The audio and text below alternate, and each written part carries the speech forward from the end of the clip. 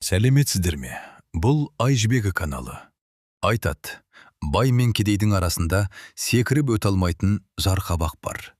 Айдос өмір бойы өз орнын білді. Ескі киіз үй, қой үйірі, жамалған шапан, темір қақпасы мен сөнбейтін шамдары бар бай мырзаның дәулетті үйіне қарсы. Бұл екі дүние ешқашан қиылыспауы керек еді. Бірақ бір күні Айдос жасамай қоя алмайтын нәрсені жасады. Маңайдағы ең байдың қызын құтқарып қалды. Ал одан кейін ол осы кездесудің кездейсоқ емес екеніне күмәндандыратын бір шындықты білді. Кейде тағдыр ең күтпеген жолдарды таңдайды. Кедей жігіт байдың қызын құтқарып қалды. Біраз уақыттан кейін оның кім екенін білгенде таң қалды. Менің атым Айдос. Осы әңгімені мен өз көзіммен көрген, өз жүрегіммен өткірген күндерінен бастап айтып отырмын. Кейде түнде көз ілмей шыққанда, сырғып жатқан бұлттарға қарап, баяғыны еске алсам, ауылдың шеті, ескі киіз үйдің иісі, қой маңыраған дауысы, тоңып жүрсе де жылы болуға тырысқан анамның қолы. Бәрі көз алдыма жиналып қалады. Біз қыстақтан сәл жоғары, қураған жусанды жотаға жақын, жапсарласып жатқан 2-3 киіз үйдің бірінде тұратынбыз. Шын мәнінде 2-3 киіз үй деген аты ғана. Көбіне жел ұшырып әкеткен киізден қалған, темір сыммен шандық қойған жаппалар. Біздің үй бір ғана ескі киіз үй. Керегесі қарағайдан, кей тұсы мүжіліп қалған, туырлығының жамауы көп, жел соқса ырғалып тұрады. Іші қомыр салқын, бірақ маған ол бүкіл әлем еді. Әкем ертеректе шопан болған. Қой соңында жүріп, талай қыста боранға қалған, жазда күйіп піскен. Мен ес білгенде, ол кісінің дауысы ғана есімде қалды. Өз бейнесі көнескі. Бір қатты боранды қыста тау жаққа кеткеннен оралмады. Адамдар бірдеңе деп сыбырласып жүрді. Боран жұтты деді. Ізім ғайым жоқ болды деді. Мен ол кезде жаспын, бірақ іштей бәрін сезіп тұрған сияқтымын. Біз енді бұрынғыдан да кедейірек, бұрынғыдан да жалғыз. Анам екеуміз содан бері қой бағып күнелтеміз. Таңғылаң бере, әдетте таңғы намаз уақыты таяғанда, анам шөкімдей тезек салып, ошақтағы отты үрлеп, алқызыл шоққа айналдырғанша, мен киіз үйдің шымылдығын сығалап сыртқа қараймын. Таңғы салқын ауада қойдың иісі, дымқыл жердің иісі араласып, көкжиек қызарып келе жатады. Қой маңырап ит үреді. Алыстан қыстақтағы трактордың көмескі дыбысы жетеді. Міне, сол сәтте мен үшін бір күн тағы басталады. Біздің қыстақтың іргесінде, ауылдың төменгі жағында Бай мырза деген бай тұрады. Бала кезінен бәрінен еститінмін. Бай мырза осы маңайдағы ең дәулетті адам. Малын санасаң, бір күнде тауыс алмайсың деп. Шынымен де оның кең қоралары, шарбақпен қоршалған, төбесіне темір шатыр жабылған үлкен үйі бар. Үйдің сыртында қымбат темір қақпа. Қақпаның екі жағына орнатылған шамдар түнде жанып тұрады. Қысқасы, жарығы сөнбейтін, оты өшпейтін үй сияқты. Анам кейде от басында отырып. Бай мырза да кезінде шопанның баласы еді, бірақ тағдыр оған басқаша жол жазды деп қоятын. Тағдыр жазса, бізге не жазылған деп ойлаймын мен іштей. Айта алмаймын, анамда ренжіткім келмейді. Бай мырза өңі төрі секілді, бойы еңселі, сақал мұрты әрдайым тап-таза қырынып жүретін кісі. Адамдардың айтуынша мінезі қиын, жанып тұрған көзімен бір қараса, бала болса да, үлкен болса да қысылып қалады екен. Малшысына, жұмысшыларына орысша қазақша араластырып бұйрық беріп, даусын көтеріп сөйлейтіні бар. Мен оны көбіне алыстан ғана көремін. Ол қора жаққа шығып, бірдеңелерді тексеріп жүреді. Кейде үйінің алдына шығып, телефонмен ұзақ сөйлеседі. Үстінде үтіктелген көк көйлек, аяғында қымбат аяқ киім. Ал оның жалғыз қызы Айсұлу. Атына заты сай, шынымен сәнді, сұлу. Мен оны алғаш көргенде, шамамен жеткіншек шағым болуы керек. Ол кезде мен қой соңында жүремін, ал ол ауылдың шетіне дейін өзінің ақ джипіне мінген шопырмен шығып, достарымен суретке түсіп, күліп ойнап тұратын. Кигені қаладағыдай сәнді киімдер, шашы ұзын, желмен бірге тербеліп тұрады. Кейде қымбат хош иістің иісі біздің жаққа дейін жететіндей сезілетін маған. Біз бір-бірімізді тек алыстан көретінбіз. Мен қолында таяғынан басқа ештеңесі жоқ шопанның баласы. Ол қақпалы үйдің ерке қызы. Мен қораның қалқасында, жартылай жыртық қолғабымды қолыма қайта киіп, қойдың соңынан жүгіріп жүрсем, ол аула ішінде әппақ кроссовкасын шаң басып қалмасын деп, аяғын әр жерге баспай, әдемлеп басып өтеді. Қолында әлде бір қымбат маркалы телефоны. Күні бойы экранға үңіліп, күлкісін тыя алмай жүреді. Біздің ескі киіз үйдің ішінде бір бұрышта ескі сандық бар. Сандықтың ішінде анамның 4-5 көне көйлегі, марқұм әкемнің ескі малақайы, жиналған шүберектер, кішкентай ғана дорбаға салынған аздаған тиындымыз жатады.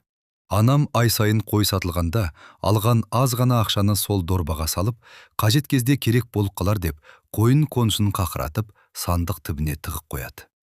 Балам, ешкімге айтпа, көрінбесін дейді. Көрінетін не бар деймін, онсыз да жұрттың бізден алатыны шамалы. Ал Баймырзаның үйінде ақшаны санайтында уақыт жоқ шығар. Ауылдың адамдары оның қанша малы, қанша техникасы барын ауыз ашпай айтып бере алады. Бірі, пәленше 1000 қойы бар десе, екіншісі, түгенше 100 сиыры, 40 шақты жылқысы бар деп мақтанышпен айтады. Әрине олар мақтанып тұрған жоқ, жай ғана таңданып, сол байлыққа таң қалғандары. Ал мен тыңдаймын да ішімнен. Солардың бір-екеуі бізге бұйырса ғой деп ойлап қоямын. Бірақ ондай ойларында ешкімге сездірмеймін. Өйткені біз байдың малын бағып жүрміз. Оған ренжуге, қызғануға менің құқым жоқ сияқты. Анам мені кішкентайымнан еңбекке үйретті. Таң алдында қыстың көзі қырауда тұрса да, қой қораға кіріп, әлсіз қозыларды бөлек шығарып, астына сабан төсейтінмін. Қолым томып, саусақтарым ісініп кететін. Алайда анамның «Тезірек балам, тоңып қалмасын» деген дауысы мені жылытып жіберетін. Оның қолы әрдайым кеуіп қалған, жарық-жарық, бірақ сол қолдармен менің маңдайымнан сипап, арқамнан қағатын кезде мен әлемдегі ең бай баладай сезінетінмін. Сол әлем мен Баймырзаның әлемі бір ауылдың ішінде, бір-бірінен бірнеше жүз метрдей ғана жерде орналасқанымен, біз үшін екі басқа ғарыш еді. Оны әр таң сайын сезетінмін. Мысалы, біз таңғы тамаққа көбейне тары көже, кейде ғана сүтке пісірілген қарақұмық жейміз. Ал Баймырзаның үйінде таңғы асқа неше түрлі тағам, қаладағылардай шұжықтар, бәліштер қойылатынын естетінмін. Кейде оның ауласынан таңғы уақытта жанып тұрған самса мен жаңа піскен нанның иісі желмен бізге қарай жетіп келе жатқандай аш қарнымды шұрқыратып жіберетін. Ауылдың шетіндегі дүкенге айына бір рет қана барамыз. Анам қолына дорбасын алып, мені ертіп шығады. Жол бойы. Мына жолда тозды ғой деп күрсінеді. Ал дүкеннің қасында кейде Баймырзаның қызын көремін. Қасында құрбы құрдастары, қолдарында түрлі сусын, тәттілер. Күлкілері саңғыр-сұңғыр, дауыстары алыстан естіледі. Олар бізге онша мән бермейді. Шопанның баласы дегендей көздерімен бір шолып өтіп, өз әңгімелеріне қайта оралады. Бірақ менің көзім бәрібір Айсұлуға түседі. Адам өзі көре алмас дүниеге неге қадалып қалады екен білмеймін. Бірде анам екеуміз дүкеннен шығып келе жатқанбыз. Анам қолындағы ұн салынған қапшықты әрең көтеріп келеді. Жолдың қарсы бетімен Баймырзаның қымбат көлігі зу етіп өте шықты. Терезесі сәл түсірілген. Ішінде Айсұлу отыр. Шашын желпілдетіп, музыка тыңдап келе жатқан секілді. Бір сәтке біздің көзіміз түйісіп қалғандай болды. Бірақ ол дереу басын терезеден сыртқа бұрып алды. Мен жүрегім бір түрлі шым ете қалған сездім. Қызға қарап қайтесің деп қойды анам, жай ғана. Менің ішкі дүниемді сезіп қойғандай. Олар басқа әлем, біз басқа әлеміз балам. Сол басқа әлем деген сөз көпке дейін құлағымнан кетпей қойды. Қойдың соңынан жалғыз өзім тау жаққа өрлеп бара жатқанда, жел бетіме ұрып, құлағымнан сол сөз қайта-қайта жаңғырып тұратын. Алдымда түнеріп тұрған тау сілемдері, қарлы шыңдар, қар қалыңдап жатқан сайын, биылғы көктемгі көшу қалай болады екен деп, үлкендер іштей алаңдай бастаған. Өйткені әр көктемде ауыл түгелдей қыстақтан көктеу жаққа, одан жайлауға көшеді. Ол науқанның қаншалықты қиын екенін мен бала күнімнен білемін. Жүк артқан көліктер бұзылады, жол лайсаң болады. Кейде қар кенет еріп, өзен тасып кетеді. Сондай кезде байдың да, кедейдің де малы бірдей қырылып қалуы мүмкін. Тауға келгенде ешкімнің байлығына да, беделіне де қарамайды, боран мен тасқын. Қыстың аяғы жақындаған сайын, қысқы күндер қысқарып, түн мен таңның арасын ажырата алмай қалатынбыз. Кейде түн ортасында тұрып, қораны пексеріп шығамын. Аспанда жұлдыз қақаған, аяздан дірілдегендей жылтырайды. Ауыл жақтан иттің үрген даусы, анда-санда трактордың жарығы көрінеді. Ал Баймырзаның үйі алыстан жұлдыздай жанып тұрады. Терезелерінде жарық өшпейді. Біреу жүр, біреу күледі. Әлде бір музыка баяу естіледі. Сондайда мен ішімнен, осы жарықтың ішінде не болып жатыр екен? Бұл байлықтың астында қандай сөздер айтылып, қандай құпиялар жасырынған екен деп ойлаймын. Кей күндері ауылдың үлкендері Баймырзаның үйіне жиі барып келіп жүретін болды. Қарасам көбінің үстінде ем жақсы шапандары, бастарында жаңа бөрік. Ауыл арасында әңгіме тез тарайды ғой. Көп ұзамай мен де естіп қойдым. Баймырза қызы Айсұлуды бермекші екен деді бір көршіміз анама. Қалың малды көп сұрап отыр, кез келгенге бермейді. Бір өңірдің биімен, атақты, беделді кісімен құдандалы боламыз деп отыр. Анам үндемей қалды. Көзінен әлде бір мұң ұшқынын байқадым. Үйге кірген соң ғана байлар қызында байға береді ғой деп жымиды. Оларға да өздері тең керек. Оның даусынан, үлкісінен бір ащы нәрсе сезілді. Мүмкін ол да жастық шағында біреуді сүйіп, бірақ теңі табылмаған болар. Мен сұрамаймын, ол айтпайды. Арамызда үнсіз келісім бардай. Ауыл арасында Айсұлу жайлы әңгіме көбейе түсті. Бірі, қыз ерке қалада оқыған, ауылдың жігітін менсінбейді десе, екіншісі, жоқ, жаман емес, тәрбиелі, әкесіне тіл қатпайды дейді. Екеуінің де сөзі рас сияқты. Мен оны алыстан бақылап жүріп байқадым. Ол кейде кішкентай балаларға кәмпит беріп, басынан сипақ кетеді. Кейде үйінің алдынан өтіп бара жатқан үлкендерге сәлемін беріп тұрады. Бірақ жүзінде бір паңдық, бір тәкаппарлық байқалмай қалмайды. Бәлкім байлықтың, еркеліктің салдары шығар. Міне сол екі әлем, біз бен олар бір ауылда қатар өмір сүріп жатты. Біз жоқшылық пен еңбекке иіліп, бір өзім нан үшін маңдай терімізді төгіп жүрсек, олар сән салтанаттың ортасында үлкен жоспарлар құрып, қалың мал, құдалық жайын ақылдасып жатты. Бізге ол әңгімелер ертегі сияқты. Қалың малдың сомасы, қаладағы мейрамханалар, ұзатуда болатын салтанат, бәрі мен үшін басқа планета. Ал көкжиек түнеріп барады. Қар еріп үлгермей жатып, тағы да қара бұлт жиіленіп, тау жақтан ызбырық жел соға бастады. Ауылдың шалдары.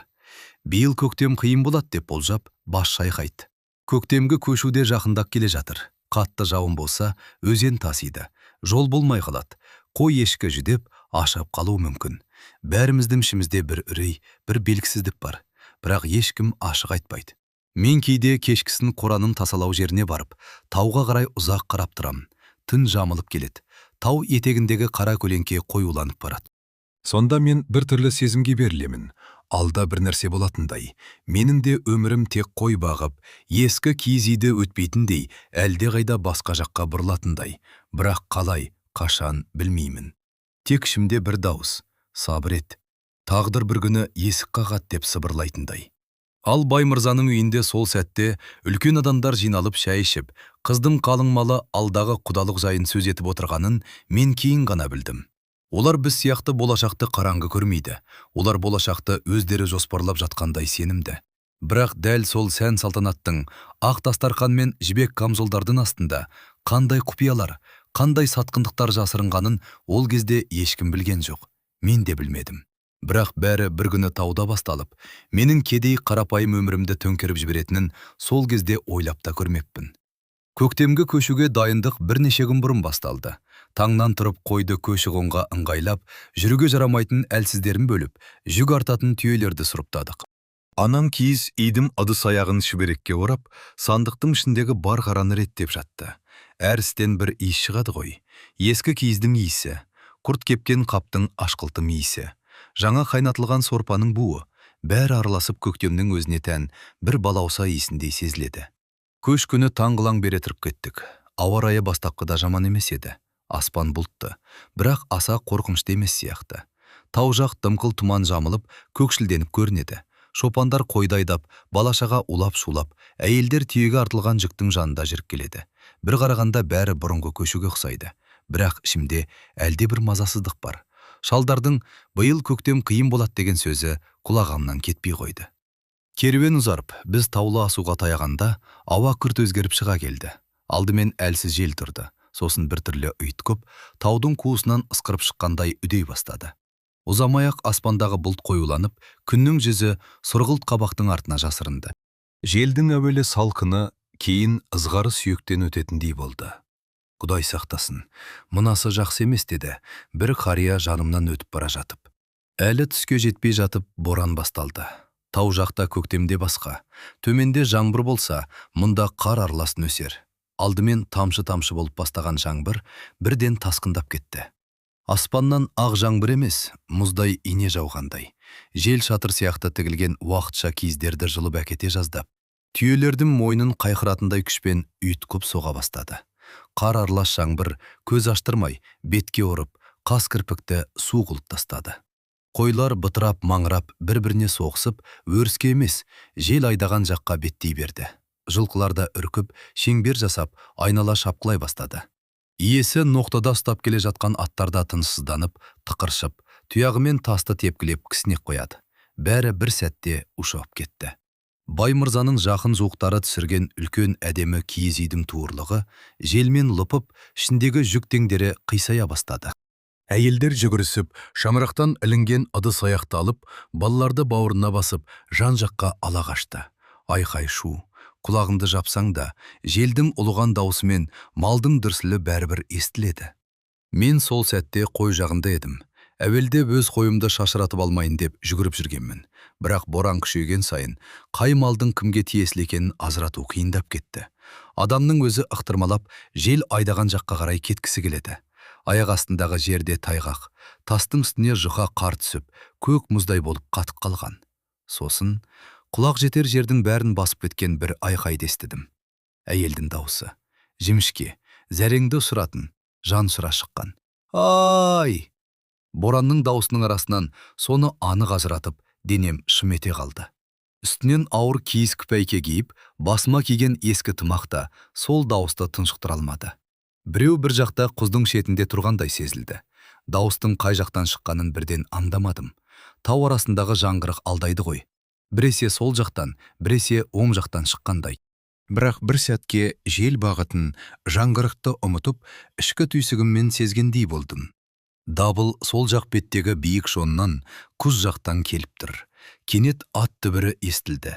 Бір емес, бірнеше ат. Тастың үстіне темір таға тигенде шығатын шиқылдаған дыбыс, сосын қайта-қайта шошына кісінеген дыбыстар. Бойымды бір суық қорқыныш алып өтті. Құзға кетіп бара жатқан жылқы ма, әлде адам ба? Ойланып тұратын уақыт жоқ еді. Қасындағы кәрі қасқа аттың тізгінін тартып, ерге қарғып мініп, желдің қарсы бетіне қарай бұрдым. Жел бетке ұрып, бет аузынды тіліп түсетіндей.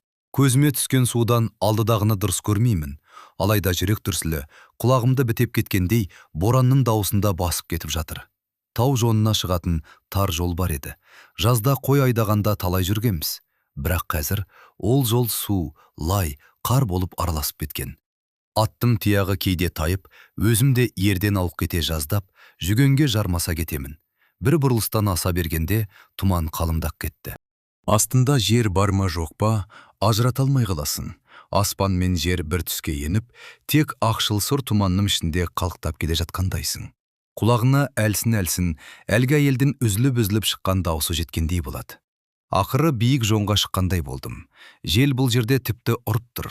Тұманды гулей айдап, көз алдынан өткізіп жібереді де, кенет бір сәтке ашылып қалады. Сол қысқа мезетте алдындағы дүниенің бүкіл сұмдығын көріп үлгересің.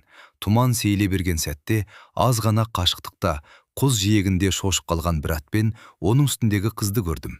Ат бөріктір күрем торы, әдемі, бірақ асау екені қимылынан ақ білініп тұр.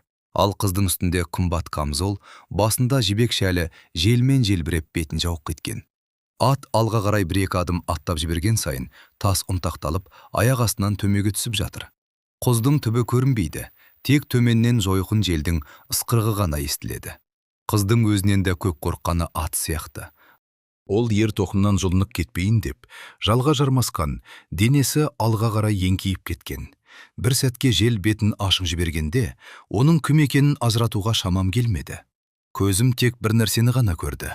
Адам құздың алдында тұр, қазір құлап кетуі мүмкін. Сол сәтте оның байдың қызы ма, ауылдың кедей қызы ма бәрібір болды. Мүлде ойламадым да, атымды қамшылап, бар даусыммен айқайладым. Тізгінін жіберме! Қыз мені естіді ме жоқ па білмеймін. Көзі үрейден үлкейіп кеткен. Ерні бір нәрсе айтып жатқандай қимылдайды. Бірақ боранның ішінде ештеңе естілмейді. Асау торы тағы бір рет оқыс алға ұмтылды. Сол сәтте аттың тұяғы астындағы үлкен тас сырғып, төмен құлап кетті. менің жүрегімде бірге сырғып түскендей болды. Уақыт сол сәтте баяулап кеткендей. Бір ой, жетіп үлгермеймін, миымды тіліп өтті. Бірақ денем олай ойлауға болдырмады. Өзінен өзі әрекет ете бастады. Атымды бар күшімен құз жаққа қарай айдап жібердім. Тар жолдың шеті, сәл қателессем, екеуміз де төмен құлаймыз. Бірақ ойланып үлгерсең қорқасың, ал маған қорқуға уақыт берілмеді. Тізгінді шірене тартып, атымды шалт бұрып, дәл сол асау торының қапталына жақындай бергенде, қазір деген бір түйсікпен әрекет еттім. Өмірімде ондайды не бұрын, не кейін істеп көрмеген шығармын. Өзімді өзімнен бөліп, біреудің өмірін ғана ойлап кететін сәт болады екен. Атымды қыз отырған жаққа салып жіберіп, өзім жантақтай жағына ауып, денеммен оны қағып түстім. Екеуміз де ерден жұлынып, жерге қарай құлап бара жатқан сәтте, қыздың жімішке шыңғырған дауысы құлағымды жарып өтті. Қас қағым мезетте қолыммен оның иығынан қапсыра ұстап үлгердім, ал аяғым астындағы жер, ат, құздың жиегі бәрі бір-біріне араласып кетті. Жерге түскенде арқаммен қатты соғылдым. Өкпемім аузыма тығылып қалғандай, дем ала алмай біраз жаттым. Құлағымда тек боранның ұлыған үні, бірақ сол аралықта қолында біреудің денесінің жатқаны анық сезілді. Оны барып жіберіп алсам, төмен қарай сырғып кететін ішім сезді. Сондықтан тісімді тістеніп, білегімді ауырып бара жатқанына қарамай, қызды өзіме қарай тарта бердім. Аяқ астындағы тас үгіліп, төмен сырғып жатыр. Бірақ біз құздың дәл ернеуінен сәл ғана кейін, жалпақтау бір жартасқа құлаған екенбіз. Қыздың денесі менің кеудемнің үстіне түсіп, демі бетіме тиіп тұр. Айналадағының бәрін жел мен тұман жұтып қойған. Дүниеде тек екеуміз және құздың жиегі ғана бар сияқты. Қорықпа, дедім әзер сыбырлап, қимылдама. Өзімде дірілдеп жатырмын. Су өткен киімім денеме жабысып, жон арқамды мұздай тас қарып барады. Бірақ қызды қоя беруге болмайтынын ғана білемін. Ол да біртіндеп ес жиғандай, қолымен тасқа, сосын менің күпәйкемнің жағасына жармасып, тынысы жиілеп кетті. Бірнеше сәттен кейін ғана, желдің екпіні сәл саябырсығанда, үстімдегі қыздың жүзін анық көрдім. Тұман арасынан, жап-жас, бірақ жанары шошынған, көз жасы су-су болған бет. Үсті басы асыл матадан тігілген. Өңірінде әшекейі бар камзол. Мен бұрын алыстан ғана көретін, ауласына кіріп көрмеген үйдің ерке қызының жүзі. Айсұлу екен. Оны бірден танымай қалғаным үшін өзімді кінәлі сезінбедім. Сол сәтке дейін ол жай ғана құздың жиегінде тұрған, құлап бара жатқан адам еді. Ал қазір ғана демі менің бетімді шарпып, шашы иығыма төгіліп жатқанда, оның кім екенін түсіндім де, жүрегім тағы бір рет шым ете қалды. Бір кезде боранның үні баяулай бастады. Әлі де ұлып тұр, бірақ енді тістеп алғандай емес, алыстан ыңырсып тұрғандай ғана. Бетімдегі қырау біртіндеп ері бастағанын сездім. Кірпігіме қатып қалған мұздарда жібіп, көзім ашыла түсті. Кеудемді басыдыратқан қыздың демі де бұрынғыдан бір қалыпты тартылған сияқты. Жақсысын ба? Дедім күбірлеп. Айсұлу сәл басын көтеріп, маған үрей мен иямдық аралас көзбен қарады. Мен тірімін бе? Деді сыбырлаған дауыспен. Оның даусы әлсіз, бірақ ішінде бір түрлі сенгісі келмеген таңданыс бар еді. Екеуміз де тіріміз, дедім. Өзімде соған таңғалғандай, тілімді әрен бұрып. Қозғалма, әуелі дем жинап алайық. Суық тас жон арқамды қарып барады. Киімім мұздай су. Жел өкпеме дейін кіріп кететіндей. Бірақ үстімдегі қыздың дірілдеген иығын сезген сайын, өзімді жылжыта алмаймын. Оны сәл қозғасам, астындағы үгітіліп тұрған тас тағы сырық бетер мекен, қорқамын. Бір уақытта ол қолмен менің күпәйкемнен емес, дәл білегімнен ұстап алды. Саусақтары салқын, бірақ жанымдағы тірі адамның бары шындықты қайтара бастағандай. Сен Айдоссың ба? Деді ол күмілжіп. Әкемнің қыстауының жанында қой бағып жүретін. Ұялып кеттім. Өзіме қарадым да, оның үстіндегі жұқа әшекейлі камзолға, қымбат шапанның ішінен көрініп тұрған ақ жібек көйлегіне көзім түсті. Қарапайым күпәйкем, жамаулы шалбарым, көнетоз тон, бәрі бір сәтте одан сайын кедейленіп кеткендей. Иә, дедім қысқа ғана. Қой соңында жүрген сол Айдос. Өз атымды өзім айту маған бір түрлі бұқ көрінді. Өйткені дәл осы сәтке дейін мен кім екенімді ұмытып кеткендей едім. Тек біреуді құтқару керек болған адам ғана болатынмын. Айсұлу кенет көзіне жас алып, ернін тістей берді. Мен қорқып кеттім, деді бол. Өзімде түсінбей қалдым, қалай шошып құздың шетіне дейін жеткенін. Бітті дедім, болған іс болды. Енді жоғары шығуымыз керек. Жоғары қарасам, құздың ернеуін көру қиын. Боран қалған қарды ары-бері ұшырып, айналаны аппақ етіп қойған. Бірақ әлсін, алыстан біреулердің айқайлаған дауысы естіледі. Олар сені іздеп жүр дедім. Баймырзаның адамдары. Ол тіксініп қалды. Әкесінің атын естігенде, көзінде тағы басқа бір сезім жылт етті. Қорқыныштан гөрі қысылу, ұят, сірә. Сен шыдайсың ба дедім. Аяғың қолың сынбаған сияқты ма? Ол жайлап қозғалып көрді де, сықырлап жатқан тастан қорқып, қайта кібіртіктей қалды. Қол аяғым шаншыды, бірақ бұзылған жері жоқ сияқты деді. Ал сен ше? Сол кезде ғана өз денемді шын сездім. Белімнен төмен қарай күйдіріп бара жатқан бір от, кеудемде біреу жұдырықпен ұрып тұрғандай шаншу. Аяғымды қозғағым келді, бірақ оң жақ тізем отқа салғандай ауырып, жанымды көзіме көрсетті. Ештеңе емес дедім, ернімді тістеп.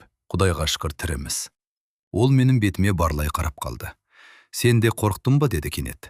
Сұрағы оғаштау естілді. Қорықпаған адам бола ма? Бірақ оның жанары шынымен білгісі келетін бала сияқты. Қорықтым дедім шынымды. Тек ойлануға уақыт болмады.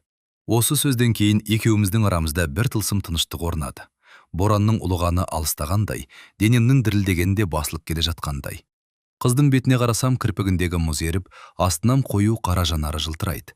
Сол жанардың ішінде ерке қыздың да, байдың да, қорыққан баланың да бейнесі қатар тұрғандай көрінді. Кенет жоғары жақтан адамның дауысы анық естілді. Айсұлу, қызым, қайдасыңдар? Бұл дауысқа қыз кенет селт етіп тізерлеп отыра қалды. Әкемнің дауысы деді ол, сыбырлап.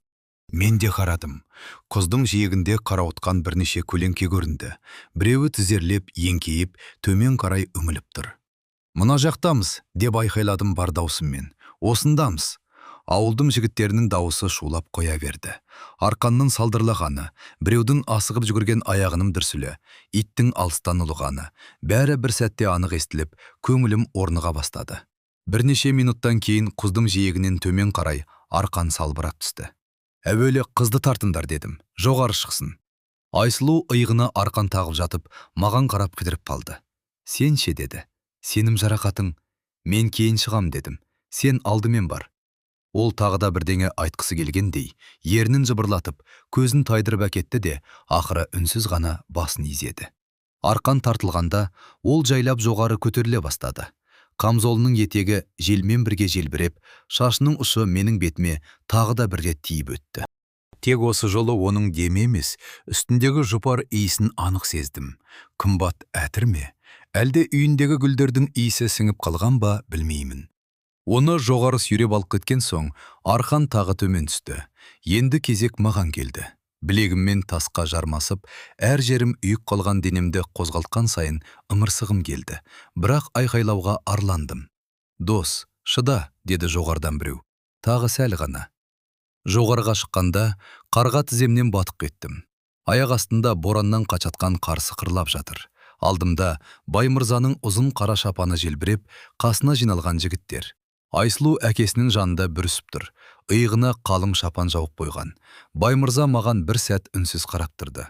Оның көзінде ашу да, қорқыныш та, сенімсіздік те қатар тұр еді. Осы ма? Деді үнін төмендетіп. Қызымды құздың жиегінен сүйреп алған жігіт осы ма? Мен сәл ғана иығымды жердім. Не деп жауап берерімді білмедім.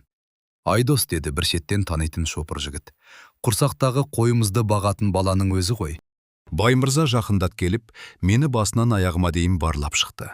Киімім жыртылып, етегіме қар қан араласып қатып қалған. Бетімдегі сызаттан жылы қан әлі де ағып тұр екен. Жақсы, деді ол ақырында. Бүгін көп сөйлеспейміз. Қан жұққан қазақтың бетінен аттап кете алмаймын. Даусы қатқыл, бірақ ішінде бір нәрсені жасырып тұрған сияқты. Мені қолтығымнан демеп, шеттегі шанаға қарай сүйрей бастады. 30 үйлі ауыл түгел шулап жатыр деді, қасында келе жатқан кәрі қойшы. Байдың қызын жардан тағап қалған жерінен құтқарыпты, Айдос деген жігіт деп. Бұл сөз маған жат естілді. Ерлік, құтқару дегенге өзімді лайық көрмедім. Мен тек сол сәтте ойланбай қалған ғана адам едім.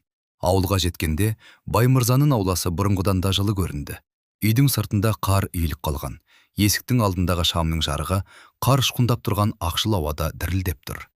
Осы үйдің ішіне кіріп көрмегеніме, алыстан ғана өтіп жүргеніме өзім ұялып кеттім. Жүр, деді бай мырза, ішке кір, шараларыңды қарасын. Табалдырықтан аттағанда алдымнан жылы ауа мен қазанның иісі, жаңа піскен нан мен қымыздық қосылған көженің иісі бұрқ етті. Үйдің іші жып-жылтыр. Қабырғада қалы кілемдер, бұрышта әшекейлі сандықтар тізіліп тұр. Төр жақта үлкен плазмалық теледидар өшіп тұр. Үстелде жаңа смартфондар, қымбат сағат, өзге де жарқыраған заттар көз сүріндіреді. Менің жамаулы күпәйкем бұл жерге жаттай көрінді. Аяғымдағы көн етігімнің ұшында қар еріп, төсенішті сулап кеткеніне қатты қысылдым. Отыр, деді бай мырза төр жақты нұсқап. Мен босағадақ дей беріп едім, ол қабағын түйіп қалды. Қызымның қасында жатып, құздан аман қалған жігіт босағада отырмайды. Отыр, деді әрберден соң. Оның дауысы сырттай сабырлы көрінгенімен, ішінде бір ағын бүлк-бүлк қайнап жатқанын сездім. Мен төрге таяу жердегі жастыққа ұялып қана жайғастым. Қолымдағы қан аралас тыртықтарға қадалып қалдым. Терімде қыздың жіңішке тырнақтарының ізі қалыпты. Бір кезде есік сыңғыр етіп ашылып, Айсұлу кірді. Үстіне жібек көйлегінің сыртынан жылы халат киіп алыпты. Шашын анасы жөргемдеп өріп, артына түсіріп қойған. Беті ағарған, бірақ көздерінде әлгі құздың жиегіндегі үрей жоқ. Басқа бір жарық пайда болғандай. Жағдайың қалай? Деді ол маған. Жай ғана сырттан көрген адамша емес, танысына сөйлегендей. Жақсы, дедім. Сенше? Мен де. Ол бір сәтке тоқтап қалды да әкесіне қарап қойды. Әкеке, Айдостың жарасын дәрігерге көрсетейік. Бай мырза сәл кекең етті. Дәрігерге апарамыз, деді. Бірақ әуелі тамақ ішіп, бойын жылтып алсын. Осы сөздің өзінде қарызынды өтеймін де, сосын деген бір ой жатқанын іштей сездім. Байлардың жақсылығы кейде тым есепті болатынын бала күнімнен көріп өскем. Кейінгі күндері ауылдың бәрі расымен шулап кетті.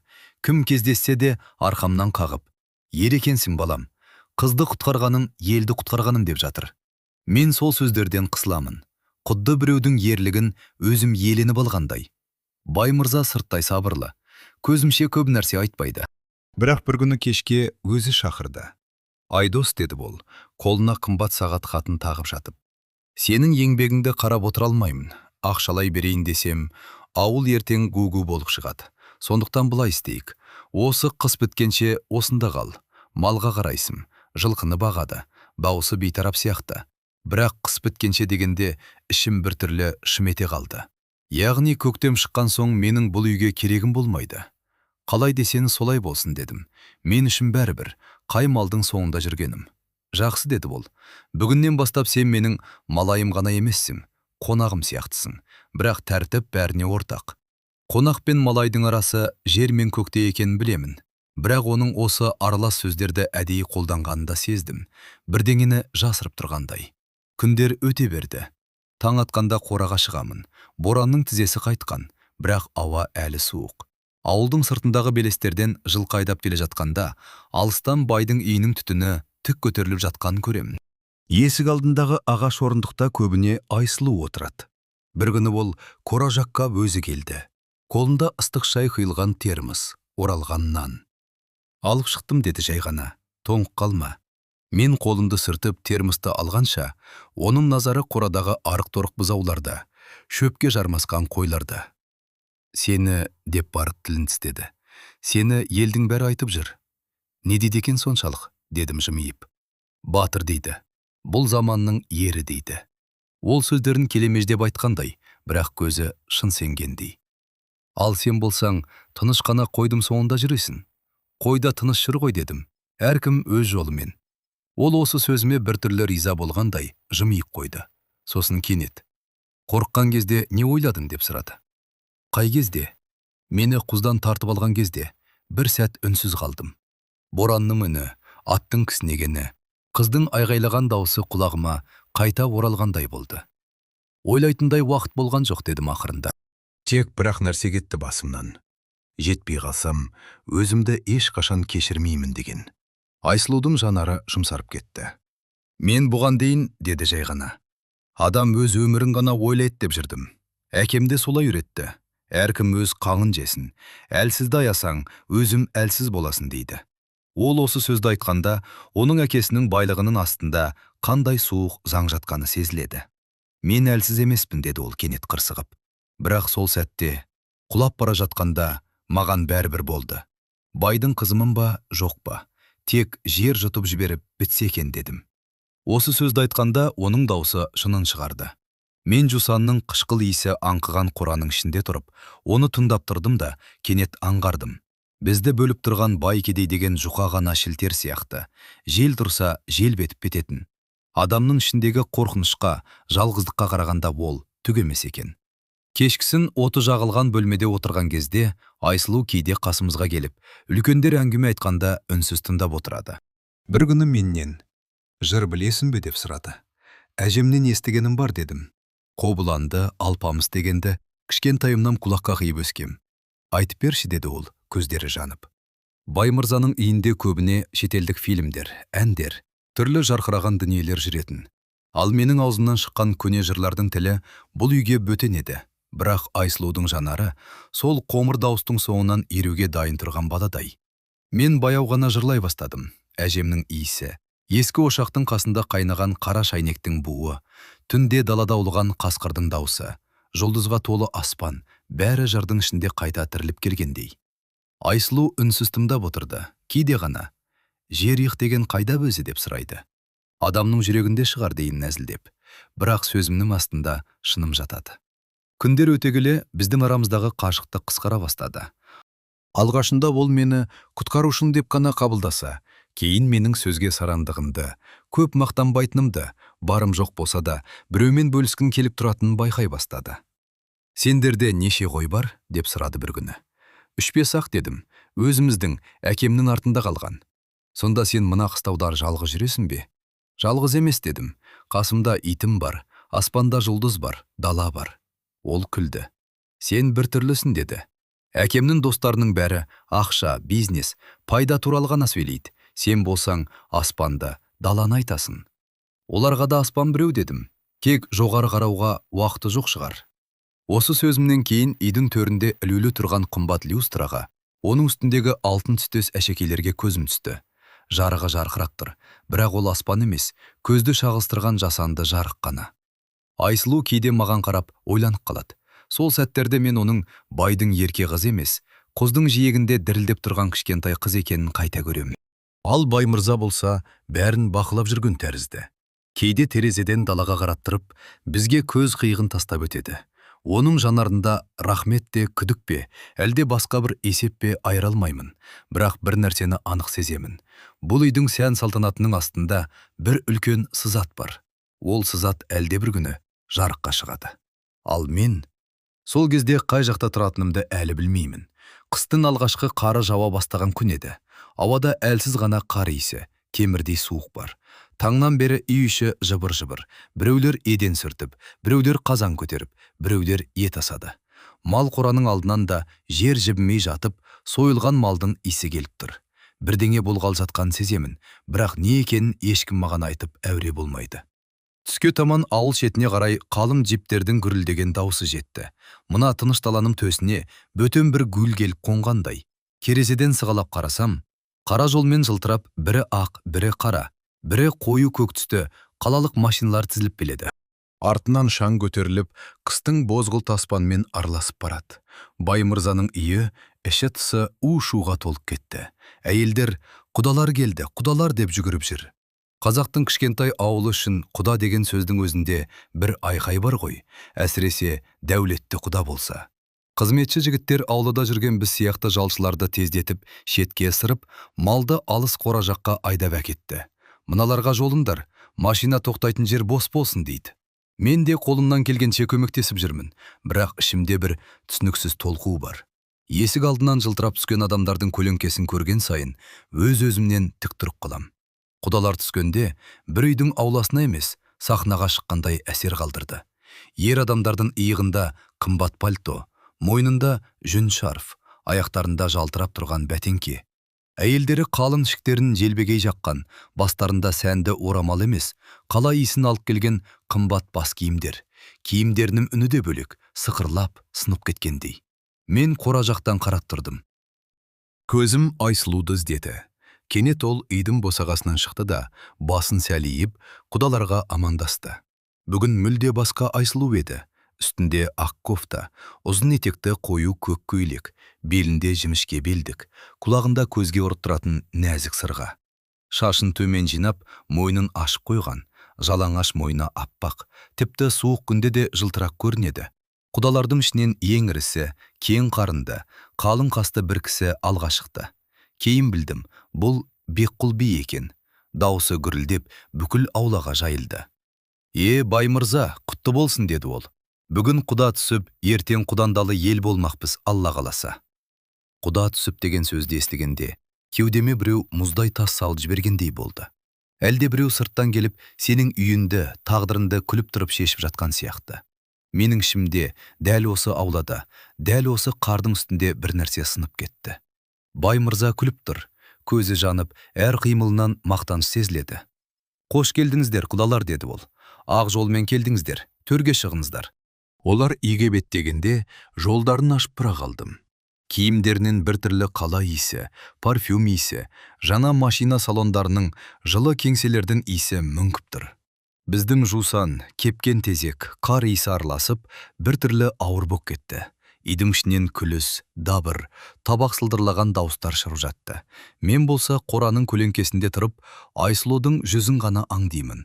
Ол төрде отырып, амалсыздан көріп, қонақтардың сөзін тыңдап отырған сияқты. Бірақ оның күлкісінде бұрынғыдай жеңілдік жоқ. Ерні ғана жыбырлағанмен, көзі мұздай.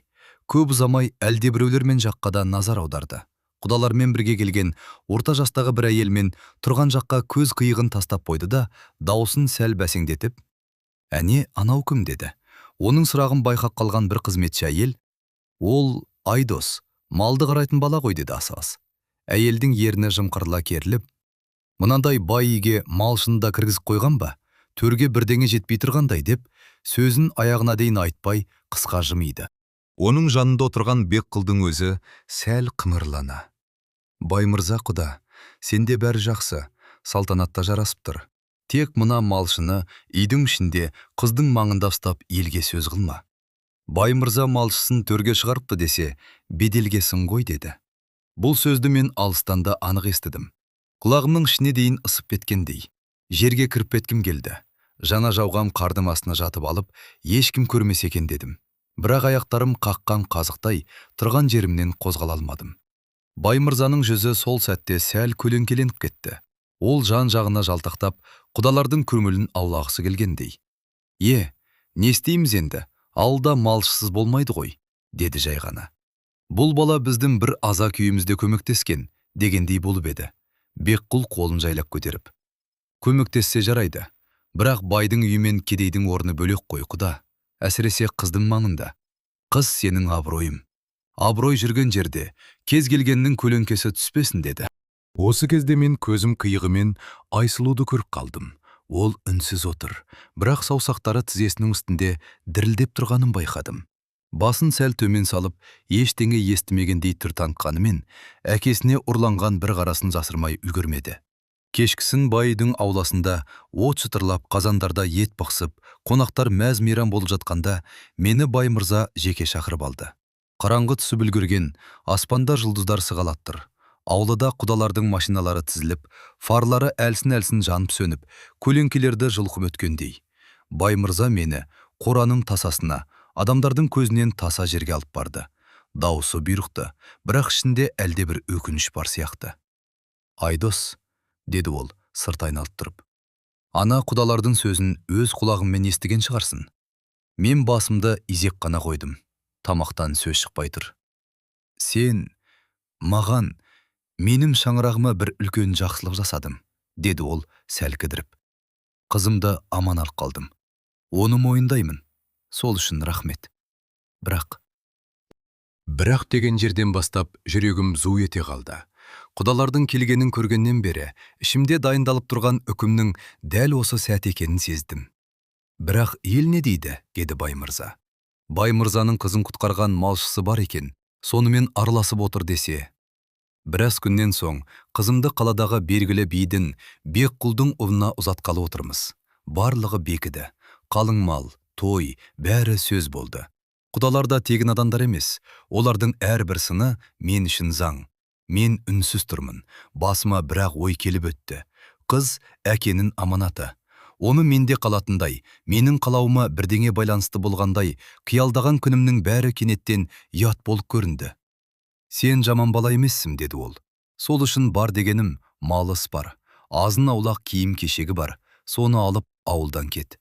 Бүгін ертең емес, құдалар қайтып, ел тынышталған соңда болмайды. Ауылдың өзі кішкентай, сөз тез тарайды. Сен екеуіңнің араларында ештеңе жоқ екенін білсем де, елдің аузы біреу емес. Ол бір сәт маған қарады. Көзінде адамдарға тән шаршау ғана емес, әлде қайдағы есеп-қисаптың, беделдің, қорқыныстың көлеңкесі бар. Сен бұл ауылға сыймай қалдым, Айдос, деді ақырын. Сенің орның басқа жерде шығар. Мына даланың бір пұшпағы саған тым тар болды. Осы сөз мені ақтады ма, әлде үкім болды ма, ажырата алмадым. Ішімде бір дауыс. Қарсы шық, айт, сен де адамсың, сенің де сезімің бар деп айғайлайды. Екінші бір дауыс. Кедейсің ғой сен.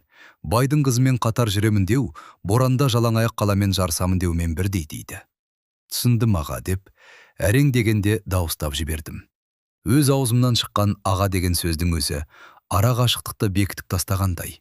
Мен оған тең емес, ол маған жақын емес. Сол түні маған бөлек қораның ішінде кішкентай ғана жүк дайын тұрды.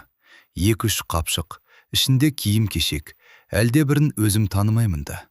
Бір шетіне 2 қой, бір қашар байлап қойған. Осы малыңды айдап кете бер, басқа жақта несібеңді тап деген белгі еді. Таң ата, аспан әлі бозарып қана тұрған кез, менің кететінді білетін адамдар аз еді. Бай мырза қанағаттанған, ауыр жүктен құтылған адамдай үнсіз ғана қолымды қысты.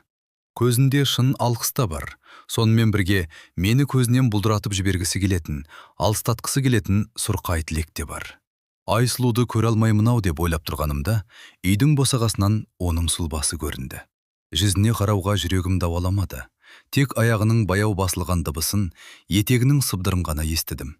Қолында ештеңе жоқ, тек өзін ғана алып шыққан. Ол маған жақындамай, 1-2 қадамдай қашықтықта тоқтады. Екеуміздің арамызда қыстың сұрғылт ауасы, еденге жиналған мұз, бай мен кедей деген көзге көрінбейтін сызық тұрды.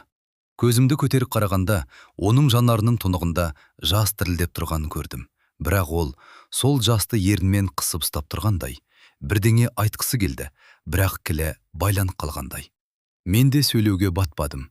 Айтар сөзім көбер сияқты, ал аузыма келгені жалғыз-ақ сөз. Аман бол, дедім. Даусым сынық кетті. Ол басын изеді. Жанарында жазылмаған мың сұрақ тұрды. Неге кетесің? Неге қалуға тырыспайсың? Неге біз ештеңе болмағандай салтты, елдің сөзін бірінші орынға қоямыз? Бірақ ол сұрақтардың ешқайсысын дауыстап айтпады. Қыз әкенің аманаты деген салт сананда тізіліп өтті. Осы ауда мен бала күнімнен естіген сөздер. Әкенің сөзі заң, ел не дейді? Қыздың жолы жімішке. Осы сөздер жылдар бойы қар болып жауа беріп, бүгін бізді бөлетін қалың тоңға айналған шығар. Мен бұрылып, малымды алдыма салып жүріп кеттім. Артыма қарамауға тырыстым. Артқа қарасам, жүрегім шыдамайтынын, әлде бір шекараны бұзып өте жаздайтынымды сездім. Қар сықырлайды. Иттер 1-2 рет ұлып қайтатынды. Ауылдың даусы алыстап барады, бірақ жүрек деген өз жолымен жүреді екен. Далаға шығып, ауылдан біраз ұзап кеткендей болғанмен, ішімдегі бір түйін маған еріп бермеді. Мен осы даланы, осы жусан иісін, осы аспанды ғана емес, сол үйдің терезесінен төгілген үнсіз жарықты да қимай бара жатыр едім. Күн толық көтеріле қоймаған, жап-жалаңаш жоң қарайып көрініп тұр. Ауылдан сәл әріректе, әлде қашан иесіз қалған ескі қыстау бар еді. Балалықтан білемін, әкеммен 1-2 рет қыста сол маңнан отын алып қайтқанбыз. Қабырғасы қақырап, шатыры шөгіп қалған, бірақ ішіне жел азынап кіріп шығып тұратын. Сол қыстауға қарай бұрылып кеттім. Ауылдан өте алыста емес, бірақ ел көзінен таса.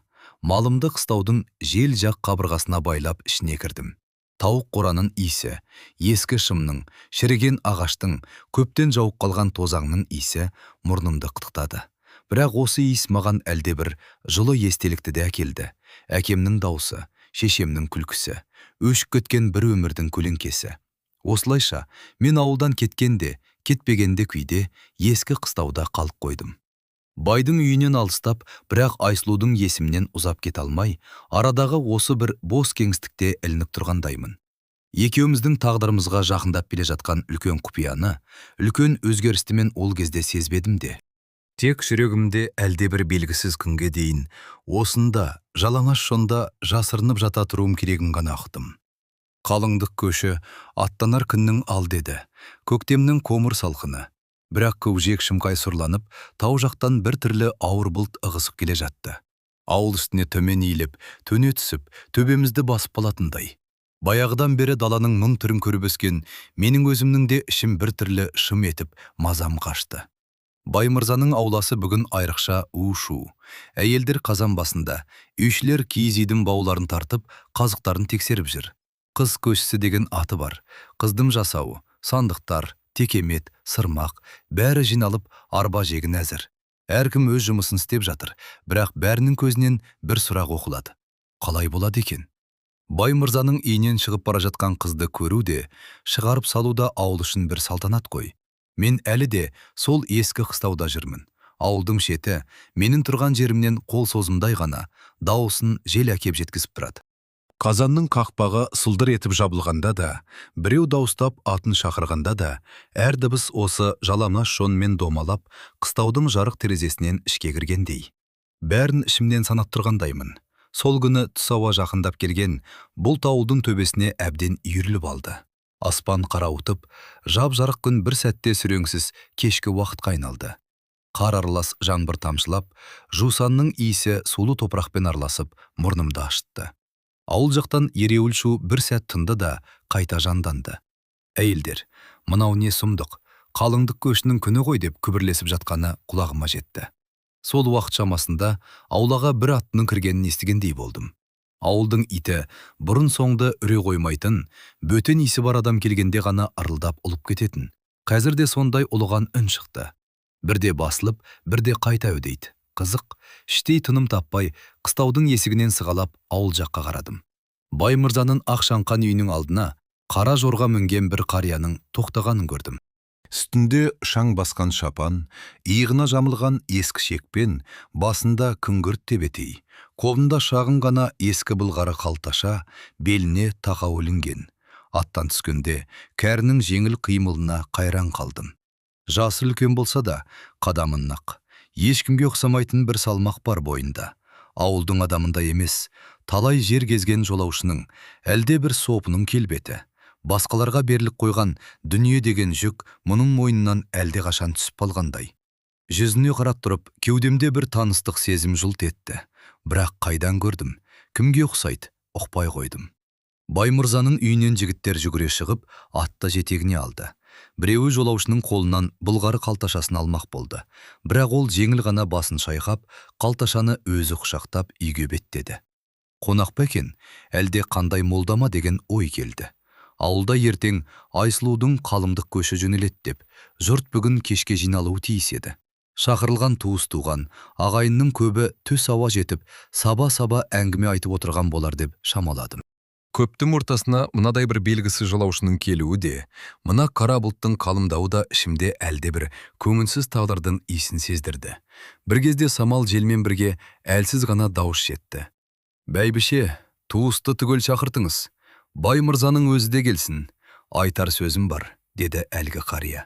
Дауысы баяу, бірақ әйтеуір қалай болғанда да менің құлағыма дейін жетті. Қонақ үйге кірер кіріспестен әуелі сөз айтуы не? Мына бұтпен бірге келген бір сұмдық па деген қауіп басыма шаншылды. Ескі қыстауда жалғыз отырған менің тұла бойым мұздақ кетті. Кешке таман аспан одан сайын төмен түсіп, найзағайдың күркірі алыстан басылды.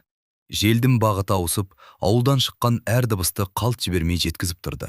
Баймырзаның үйінен шыққан әйелдердің дауысы, балалардың сыңғыры, үлкендердің жөтелі, бәрі қатар естіліп, бірақ соның бәрін көліп еліп тұрған бір үнсіз үрей бар сияқты. Бір кезде іштен біреу қаттырақ дауыстап, «Төлеген ақсақал, енді айтыңыз, баршамыз жиналдық» дегенін анық естідім. Төлеген деген есім кеудемде шоқтай ұшқындап өтті.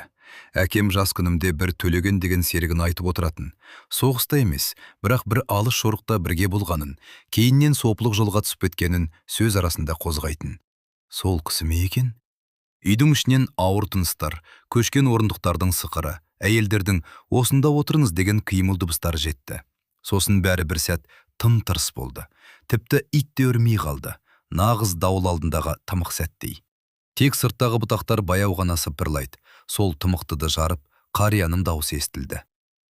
Алла деп терең күрсінді де сөзін бастады. Бүгін мына қара бұлт тегін жылжыған жоқ. Уақыт жетті. Көп жылдан бері көкірегімді тырнаған шындықты енді жасырсам, мына үйдің табалдырығы мені көтермейді. Мен қыстаудың есігін ашып, ауылға бір қадам жақындап тыңдауға тырыстым. Жауынның ұсақ тамшылары бетіме тиіп, салқындап барады. Бірақ ішім одан бетер күйіп бара жатқандай. Бай мырза, деді Төлеген ақсақал. Есіңде ме, қанша жыл бұрынғы жорықтарымыз. Сол кезде сенің балаң болмай, көңілің құлазып жүрген. Атым, малым көп, бірақ шаңырағым иесіз қалатын болды деп, қанша рет түнде далада жүріп, жылап та алғаның есімде. Іштегі бір дауыстың «тыңдама, сенің шаруаң емес» дегеніне қарамай, аяғым өзінен өзі ауыл жаққа жылжы берді. Қолымды шапанымның етегіне сүртіп, жүрегімді сабырға шақырған боламын. Сен сонда, деп жалғады қария. Жер шолып талай емші, талай әулиенің басына бардың. Тілектер тілеп, мал да сойдым, құрбандықта жасадым. Бірақ үмітім үзілмеді. Сол күндердің бірінде екеуміз мына таудың ар жағындағы кедей отбасыға бардық. Екеуінің де өзі жыртық үйде. Жаламаяқ жүрсе де, жаратқан оларға шақпақтай ұл берген еді. Жаңа туған, шаранасы кеппеген сәби. Сенің көзің сол баладан айырылмай қойды. Қаланы, байлардың әңгімесін, салтанатты жиналыстарды талай естігем. Бірақ дәл қазір бастау жатқан әңгіме одан да терең бір құздың жиегін көрсеткендей. Даланың суық лебі кеудемді жарып өтсе де, осы әңгімені жіберіп алғым келмеді. Сол түні сен, Төлеген қария аз кем кідіріп қалды. Маған осы баланы алайық. Ертең менің атымды жалғайтын ұл болмаса, мал мен байлықтың түкке керегі жоқ. Анау кедей үйге азын аулақ дүние берерміз. Қалғанын жаратқан өзі білет дедің. Үйдің ішін деген ауыр күрсініс керіп өткенін естідім. Бай мырзаның даусы болса керек. Жоқ, сонда айтты ма деген үн. Төлеген қария тоқтамады. Мен ол кезде іштей қарсы болдым. Бірақ сенің жанайғайынды көріп үндемедім. Адамның әлсіз шағы көп болады екен. Сонымен түн жамылып сол үйге бардық. Әйелдің қалғып кеткенін, еркектің сыртта қора жағалап жүргенін пайдаланып, сен бесікті ақырын жаққа жылжыттың. Жаңа туған сәбиді құндағымен қоса көтеріп алғанда, қолым дірілдегенін көрдім. Сол сәтте жүрегім зырқ етіп, тоқта дегім келді. Бірақ бір нәрсе айтқызбады. Менің де жүрегімді дүние буып, тас қылып тастаған екен. Сырттан найзағай жарқ етті. Дыбысы тауды жаңғыртып, ауылдың үстінен гүлдеп өтті. Көкжиектегі қара бұлт тіпті қоюланып, кеш пен түннің арасындағы шекара жойылып кеткендей. Сосын, деді Төлеген, біз баланы алып шығып, аулаға шыққанда, сенің көзіңнен қуаныштың жасын көрдім. Енді менің де шаңырағымда сәби жылайды дедің. Бірақ дәл сол сәтте үй ішінен әйелдің жан даусы шықты. Оянып кеткен екен. Баламды алып кетті деген айғай түнді қақ жарып өтті. Менің жүрегім сол жерде тілім болды. Сен болсаң, сасқалақтап баланы маған ұстаттың да, өзің кері жүгірдім. Іштей дірете қалдым. Тау жақтағы бір кедей, жама туған бала. Бала күнімнен шешем айтып отыратын бір бұлдыр әңгіме бар еді. Бірақ ол жай есімде жоқтайтынмын. Қазір сол бұлдыр сурет қайта тірлік келе жатқандай. Сен үйге кіріп кеткенде, деді қария, мен сыртта қалдым. Қолымда бала. Жүрегім шымырлап, аяқ қолым жансызданып барады. Мынаны алып кетсек, ана байғұс әйелдің бауыры қан жылайды. Ал мынау байдың үйіне барса, бар өмірі өтірік үстінде өтеді деген ой келді. Сол кезде мен шешімімді өзгерткім келді. Қайтайық бай мырза, болмайды бұл, Алла кешірмес дегім келген. Қолымдағы сәбиді бесікке қайта апармаққа бет алғанымда, үйдің ішінен сенің айғайың шықты. Төлегеннің даусы дірілдеді. Сен ішке кіргенде бір емес екі бесік тұрғанын көріпсің. Әйелдің егіз туғаны бар, оны біз білмеппіз. Сен қорқып, қайсының баласын құшақтап шыққаныңды ажырата алмай қалғансың. Сол аласабыранда біресе ана бесікке, біресе мына бесікке жүгіргенсің. Әйел сені итеріп, баламды бер деп жылап, сен есең шығып, ақыры баланың бірін арқалап алып шыққансың. Ал мен қолымда басқа сәбиді ұстап тұрмын. Екеуін де көтеріп, сыртқа шыққанымызда, қайсысы қайсы екенін ажырата алмай қалдық. Үй ішінен бір әйелдің «Я жаратқан» деген жан даусы шықты. Көзіне әлем аударылып түскендей. Сол түні, деді Төлеген, біз екі сәбидің бірін байдың үйіне, екіншісін ана кедейдің отына қайта апарып салдық. Бірақ қайсысы қай үйдің баласы екенін өзіміз де білмей қала бердік. Сен бәрібір кедейдің баласы менікі болмай тынбайды деген қорқыныштан бұл туралы ешкімге тіс жарма дедің. Мен де үнсіз қалдым. Кеудемде тас болып қатқан бір шындықты осылай арқалап жүре бердім. Жауын үдеп, тамшылар қыстаудың шіріген шатыры арқылы жерге тамшылап түсіп жатты. Бірақ мен ол дыбыстарды емес, ауыл жақтағы әр сөзді, әр демді тыңдап тұрдым. Тынысым тарылып, аяқ астым босап бара жатқандай. Жылдар өтті, деді Төлеген қарт. Сенім шаңырағында Айсұлу дүниеге келіп өсті, бой жетті. Сол кезде де ішімдегі сұрақ кетпеді. Осы Айсұлу шынымен Баймырзаның өз қаны ма, әлде әлгі таудағы кедей отбасының перзенті ме? Мен жауап іздедім. Ескі дәптерлерді, жорықта жазған күнделіктерімді ақтара бастадым. Сол бір түнге куә болған тағы да бір-екі адам бар еді. Олар да қартайды. Бірі үзіп-үзіп еске түсірді, бірі көз жұмбай тұрып, маған бар шындығын айтып кетті. Тыныштықтан кейін үй ішінен әлсіз жылаған үн келді. Жас қыздың үні сияқты. Айсұлудың даусыма дередім, жүрек шым ете түсті. Күнделіктер мен куәгерлердің сөзіне сүйеніп деп жалғастырды Төлеген. Мен ақыры мына шындыққа келдім. Бүгінгі Айсұлу сенің өз тегінен шыққан перзентің емес, Баймырза. Ол әлгі таудағы кедей отбасының қызы. Осы сөзді естігенде аяқ астынан суық жел соққандай болды. Дүние төңкеріліп кеткендей. Айсұлу байдың қызы емес пе еді? Ал сол кедей отбасының шын баласы қайда қалды сонда? Қария ұзақ тыныстап алды. Ал тауда қалған шын бала, деді ол ақырын ғана. Оны кейін сол кедей шопан өз балам деп өсірді. Бетінен қақпай, барын бөліп беріп, жаламаяқ жүрсе де, соның несібесін жырып жеді. Ол бала ер жетіп, қой соңында жүріп, жүрегі таза, адал жігітке айналды. Оның аты Айдос. Жел бір сәт тына қалды. Тыныштықтың ортасында өз атымды естігенде кеудем жарылып кете жаздады. Құлағым шыңылдап, көзім қарауытып кетті. Айдос емес, дәл менің атымды айтты. Аяғымнан әл кетіп, қыстаудың қабырғасына сүйене құладым. Мен Баймырзаның шын баласы ма сонда? Деген ой басыма дәл найзағайдай сарт етіп қадалды. Балалық шағым, әкемнің қарапайым тірлігі, шешемнің жыртық киіз үйде күбі пісіп жүрген бейнесі, қыстың ұзақ түндерінде қой соңында тоғып жүргенім, бәрі көз алдынан тізіліп өте шықты. Ал Айсұлу, ол кедей үйдің қызы болып шықты ма сонда? Бала күннен жібек көйлек, оюлы камзол киіп өскен, байдың қызы деп төрде отырған Айсұлу, менікі сияқты өмірді бастан кешіруге тиіс болатын ба еді? Ал менің орнымда бүгін сол қыздың тағдыры болуы керек шығар. Жанымды өрт шалғандай киіп барам. Бір жағынан жүрегімде бір баяғыдан жоғалған бөлшек орнына түскендей. Мен неге әрқашан Баймырзаның жанарында таныс жылылықты сезетінмін? Неге ол маған ерекше бір қимастықпен қарап, бірақ жақындатып жібермей, алыстатып тұратын?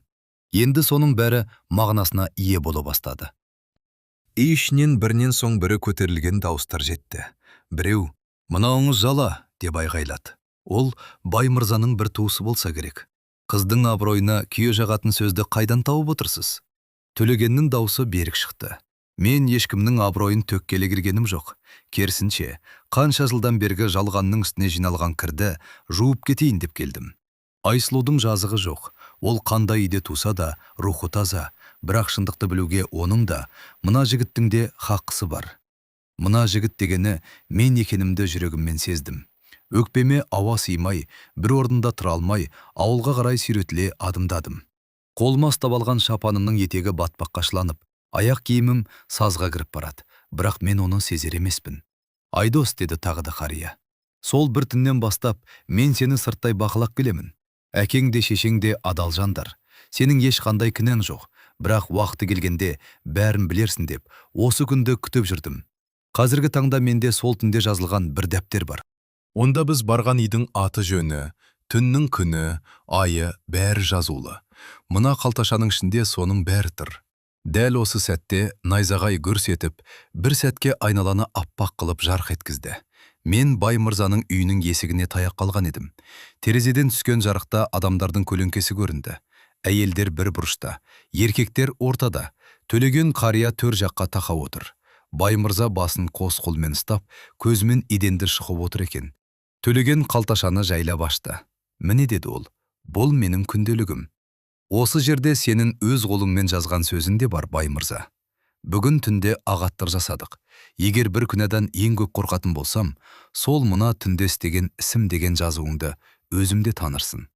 Үй ішіне өлі тыныштық орнады. Ұзаққа созылған үнсіздік ішінде мен өз жүрегімнің дүрсілін ғана естіп тұрдым.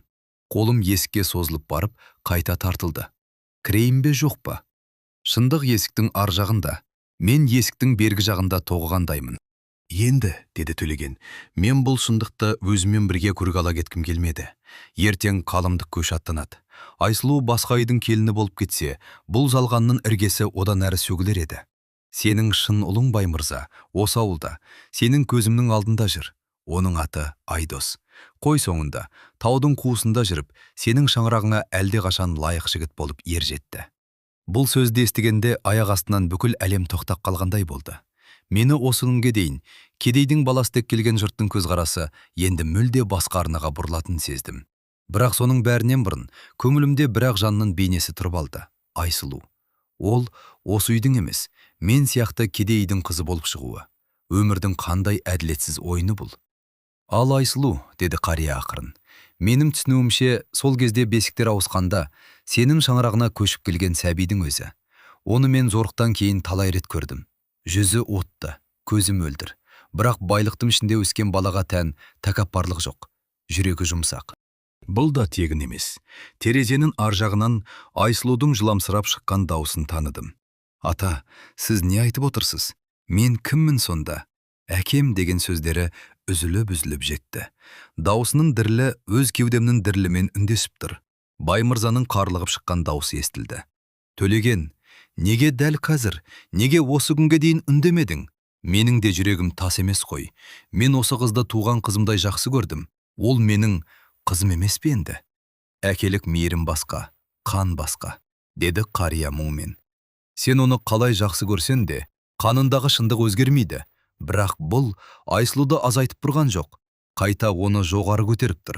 Ол кедейдің қызы болса да, байлықпен уланбай иманын сақтап қалған қыз. Алла әр үйге өз несібесін берген. Мен есік алдында тұрған күйі қатып қалдым. Кешегі аман бол деген сөзім Айсұлудың жанарындағы жазылмаған мұң сұрақ. Екеуміздің арадағы көзге көрінбейтін кедей мен байдың шекарасы. Бәрі кенеттен күл талқан болды. Байдың қызы деп өзімен алыстатып жүрген қыз. Шындығында мен сияқты кедейдің қызы екен. Ал мен олардың төрінде отыратын, ат байлайтын қазығы болуға тиіс жігіт болып шықтым. Дегенмен ең ауыр сұрақ біреу ғана еді. Енді не болады? Төлеген қария бастаған бұл шындық біздің тағдырымызды қай жаққа бұрып әкетеді? Баймырза мен Айсұлудың арасындағы байланыс қалай өзгереді? Ал менің кедей жігіт деген атым қайда қалады? Сол сұрақтар жанымды тырнап жатқанда, үй ішінен тағы бір дауыс естілді. Айдос қайда? Деді Төлеген. Мына әңгімеге оның да қатысуы тиіс. Ол жай ғана ауылдың шопаны емес, осы шаңырақтың шын иесі. Есіктің тұтқасына қолымды қойып, көзімді жұмдым. Іштегі дауыс. Кірме, бәрі бұлық. Саған тыныш таудың басы жетеді дейді. Бірақ басқа бір дауыс. Өміріңнің шындығы есіктің ар жағында. Қашып құтыла алмайсың деп түрткілейді. Қара бұлт ауылдың үстінде әлі де бұрқ-сарқ қайнап тұр. Даланың иісі өзгеріп кеткендей. Кеше ғана мен үшін бұл әлем қарапайым еді. Байдың үйі, кедейдің қыстауы, қой жусан, аязы қатты қыс. Ал бүгін сол қарапайымдықтың астындағы шірік тамырлар, құпиялар ашылып, көз алдында бір жаңа, қорқынышты, бірақ шын әлем пайда болып келе жатыр еді. Үйдің есігін ашпай, табалдырықта тұрып қалдым. Іштен адамдардың гүлдеген дауысы, ыдыс сыңғыры, біреудің тұншыға жылағаны араласып шығады. Терезеден төгілген сары жарық қыстың қою қараңғысын қақ жарып тұр. Аулада тұрған адамдардың дауысы тағы естілді. «Ей, бос сөз ғой бұл», деді біреуі.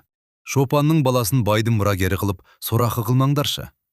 «Ой, сен не білесің?» деді екіншісі. «Төлеген ата жай айтып отыр дейсің бе? Ол кісі талайдың құпиясын көрген адам». «Сонда Баймырза жасық болғаны ма? Өз баласын айырбастап жүрген?»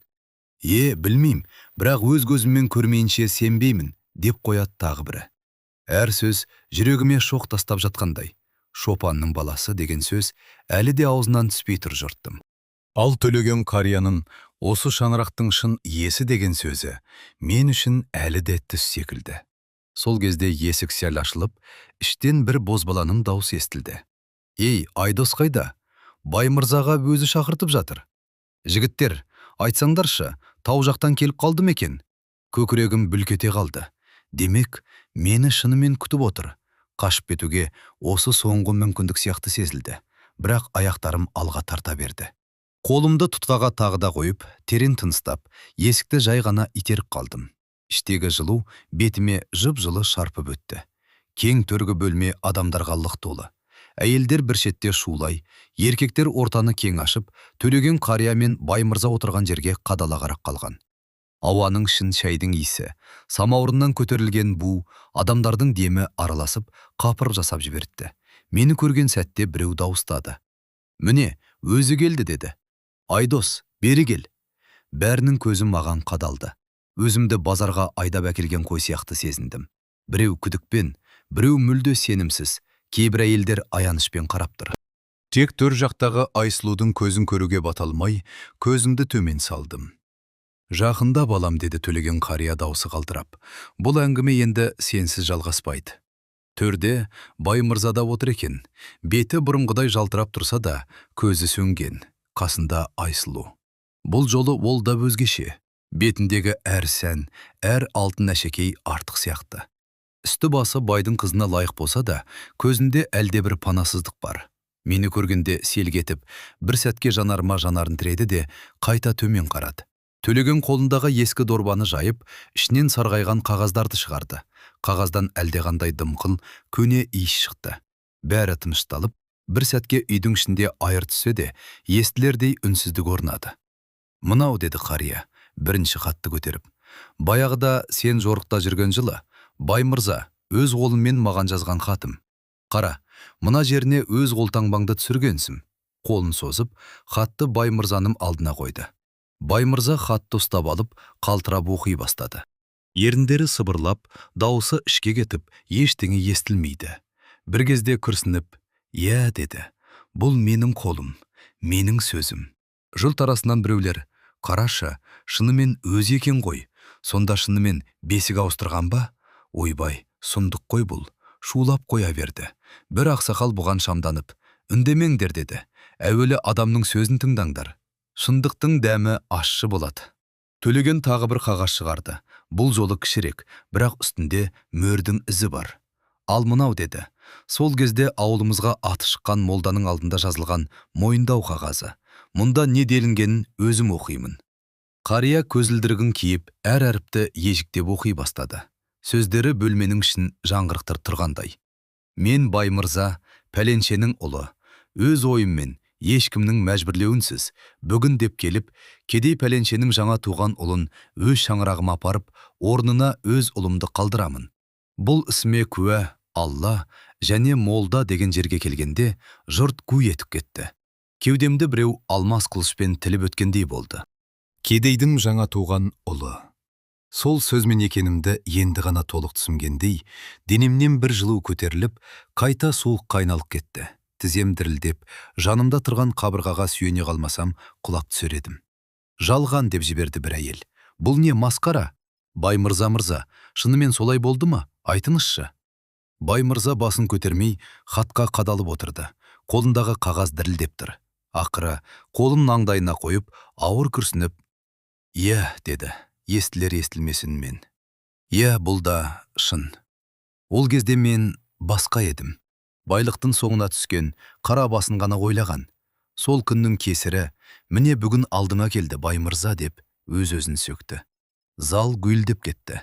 Біреулер, «Қалай ғана өз баласын» десе, енді бірі, «Бейшара сорлы кедей, өз ұлын жат үйге беріп қойған ғой» деп сыбырласып жатты. Төлеген дорбадан тағы бір нәрсе шығарды. Бұл жолы ескіленген кішкене дәптер екен. «Ал мынау» деді. Баяғыда қой соңында жүріп, бәрін көзімен көрген Шопан шалдың естелігі. Ол өлмей тұрып, мүмкін бір күні керек болып қалар деп, осы дәптерді маған қалдырған. Мында ол тынды, сендердің әйелдерінің толғағын, бесіктердің қалай ауысқанын минутына дейін жазған. Мынау тағы бір куә. Дәптердің бетін ашқанда, беттерінің ыстырлаған дауысы. Өзі де бір сыр айтып тұрғандай. Төлеген біраз жерін оқыды. Онда жама туған баланың жылаған дауысы. Байдың босағасынан күмінің ыстылып шығып, кедей үйге қарай жүгіргені. Түннің қақ-қарасы, қар үстіндегі іздерге дейін жазылған екен. Менің көз алдыма сол түн елестегендей болды. Бұрын өз өмірімнің басы қараңғы бір нүкте сияқты еді. Енді соның ішінен әлсіз жарық жанып. Өзім көрмеген, бірақ маған тиесілі сәттер шеру тартқандай. Жұрт біресе хатқа, біресе менің жүзіме, біресе бай мырзаға қарап сене алмай тұр. Бір әйел күміреніп, сонда Айсұлу деді, біздің байдың қызы емес пе? Осы сөз айтылғанда Айсұлу селк етті. Қарақат көзінен моншақтап жас домалап түсті. Ол орнынан тұра беріп, ата, я, мен кіммін сонда? Деді дауысы дірілдеп. Осы уақытқа дейін мені байдың қызы деп төрде отырғыздыңыздар. Мені жай ғана кедейдің қызы етіп қойғандарыңыз ғой. Бөлме тағы да шулап кетті. Біреулер, қызым-ау, байдың қызы да, кедейдің қызы да қыз ғой десе, тағы біреулер, бірақ өмірі басқа болады ғой деп күңкілдеді. Төлеген оның жанына жақындап, Айсұлу, балан деді жұмсақ үнмен. Сенің қадіріңді атақ пен ақша белгілеп тұрған жоқ. Сенің жүрегің адалдығын белгілейді. Иә, сен байдың қызы емес, кедейдің отбасынан шыққансың. Бірақ сен осы үйде өсіп, иманды боп қалыптастың. Байлық сенің арымды білдірген жоқ. Мақтаныш ететін нәрсе сол. Айсұлу бетін алақанымен басып еңіреп жіберді. Оның жылаған дауысы менің ішкі айқайыммен араласып кеткендей. Мен оның әр тамған жасынан өзімнің үзік тағдырымды көріп тұрғандаймын. Егер бесік ауыспаса, біз бір үйдің қарапайым балалары болып бірге өсер ме едік деген ой төбемнен жай түсіргендей болды. Айдос, деді кенет бай мырза, дауысын әзер шығарып. Жақындаш бері. Басынды көтеріп, оның көзіне қарадым. Бұрынғыдай мені сырттан шопан ретінде қарайтын суық көз емес, өз ішіндегі бораннан қажыған адамның жанары тұр еді. Сен, деді ол, әр сөзін тартып алып, осы уақытқа дейін менің көз алдымда жүрдің. Қой соңында, қарны аш, үсті жыртық. Ал мен, даусы қарлығып үзілді. Ал мен өзімнің қанымды бейтаныс деп, саған қарауға еріндім. Кешір балам. Балам деген сөз мені найзадай түйреп өткендей болды. Кеудем шым етіп, тамағыма бір нәрсе тығылды. Бала кезінде бір рет болсын, осылай айтса деп армандаған сөзінді енді естіп тұрмын. Бірақ бұл сәтте жүрегім шаттана алмай, керісінше қиналып тұр. Мен, дедім еркімнен тыс, мен кедейдің баласы болып өстім. Соған үйреніп қалғам. Байдың ұлы болу маған жат сияқты. Бөлменім іші тағы да гу ете қалды. Біреулер, өзі де мойындамай тұр ғой. Қиын ғой, анау таудағы лашықтан бірден осындай шаңыраққа келу, деп күбірленгірейді. Төлеген мен жаққа қарап, жай ғана басын изеді. Шынында да оңай емес дегендей. Бір сәтке бәрі үнсіз қалды. Даладағы боранның өлі ғана үйдің қабырғасын сықырлатып тұр. Сол кезде байдың бір туысы шыдай алмай, осы бәрі не үшін керек болды, деп жіберді. Неге осы уақытқа дейін жасырып келдіңдер? Ауылдың берекесін кетіргендерін жетпей ме? Төлеген терең тыныстап, шындықты жасыру уақытша тыныштық қана деді. Бірақ ол ертең бәрібір алдынан шығады. Бүгін міне келді. Бұл менің де, бай мырзаның да күнәм. Бірақ балалардың тағдырын әрі қарай өтірікке байлап қоя алмаймыз. Мен көзімнің қиығымен Айсұлуды іздедім. Ол енді мен жаққа қарай алмай отыр. Қолындағы орамалды мыжғылап, тізесіне қоя берді. Бетінде бір сәтте екі түрлі сезім билеп тұрғанын анық көрдім. Бір жағында бар өмірі төңкеріліп түскендей үрей, екінші жағында маған деген баяғыдан іште жүрген жұмсақ бір жақындық. Кеудемде де дәл сондай екі дауыс айқасып жатты. Сен енді байдың ұлысың, төрге отыр, басымды көтер дейді бір дауыс. Екінші дауыс. Сенің исің жусан, қолымның табы қойдың жүні, шын өзімді жоғалтып алма деп сыбырлайды. Бай мырза қайта тіл қатты. Айдос, деді, сенің өмірімді қайтарып бере алмаймын. Өткенді ешкім өзгертпейді, бірақ сенің құқығыңды, мұраңды, атыңды жоққа шығара алмаймын. Сен менің шын ұлымсың. Төр сенікі болуы керек еді. Бұл сөзді естігенде бөлмедегі адамдардың тынысы тарлық қылғандай көрінді. Біреу истиғфар айтып, біреу бетін сипап, тағы бірі күрсініп қойды. Ал менің миымда бір ғана сөз жаңғырып тұрды. Төр сенікі болуы керек еді. Менің бүкіл өмірім төскейдегі қараша үй мен қой қораның арасында өтіп жатыр деп ойласам, енді міне бір сәтте төр туралы сөз жүр. Бірақ сол төрге қарай жүретін жолда қанша көз жасы, қанша әділетсіздік жатыр. Айсұлу кенет орнынан тұрып, мен жаққа қарай бір қадам жасады. Көзінен жас тоқтамай ағып тұр. Сонда, деді сыбырлап, бірақ барлығы естіп қаларлықтай анық. Мен кедейдің қызы болып қалдым. Ал сен төрге лайықсың ба? Ол сұрақты маған емес, бүкіл әлемге қойғандай. Жауап беруге аузым бармады. Себебі, оның да орнынан айырылып қалғанын сездім. Ол енді байдың емес, кедейдің қызы екенін естіді. Мен болсам, кедейдің емес, байдың ұлы болып шықтым. Тағдыр біздің орнымызды ауыстырып қана қоймай, жанымызды да бір-біріне жақындатып жіберді. Сол сәтте ішімде бір ой қылаң берді.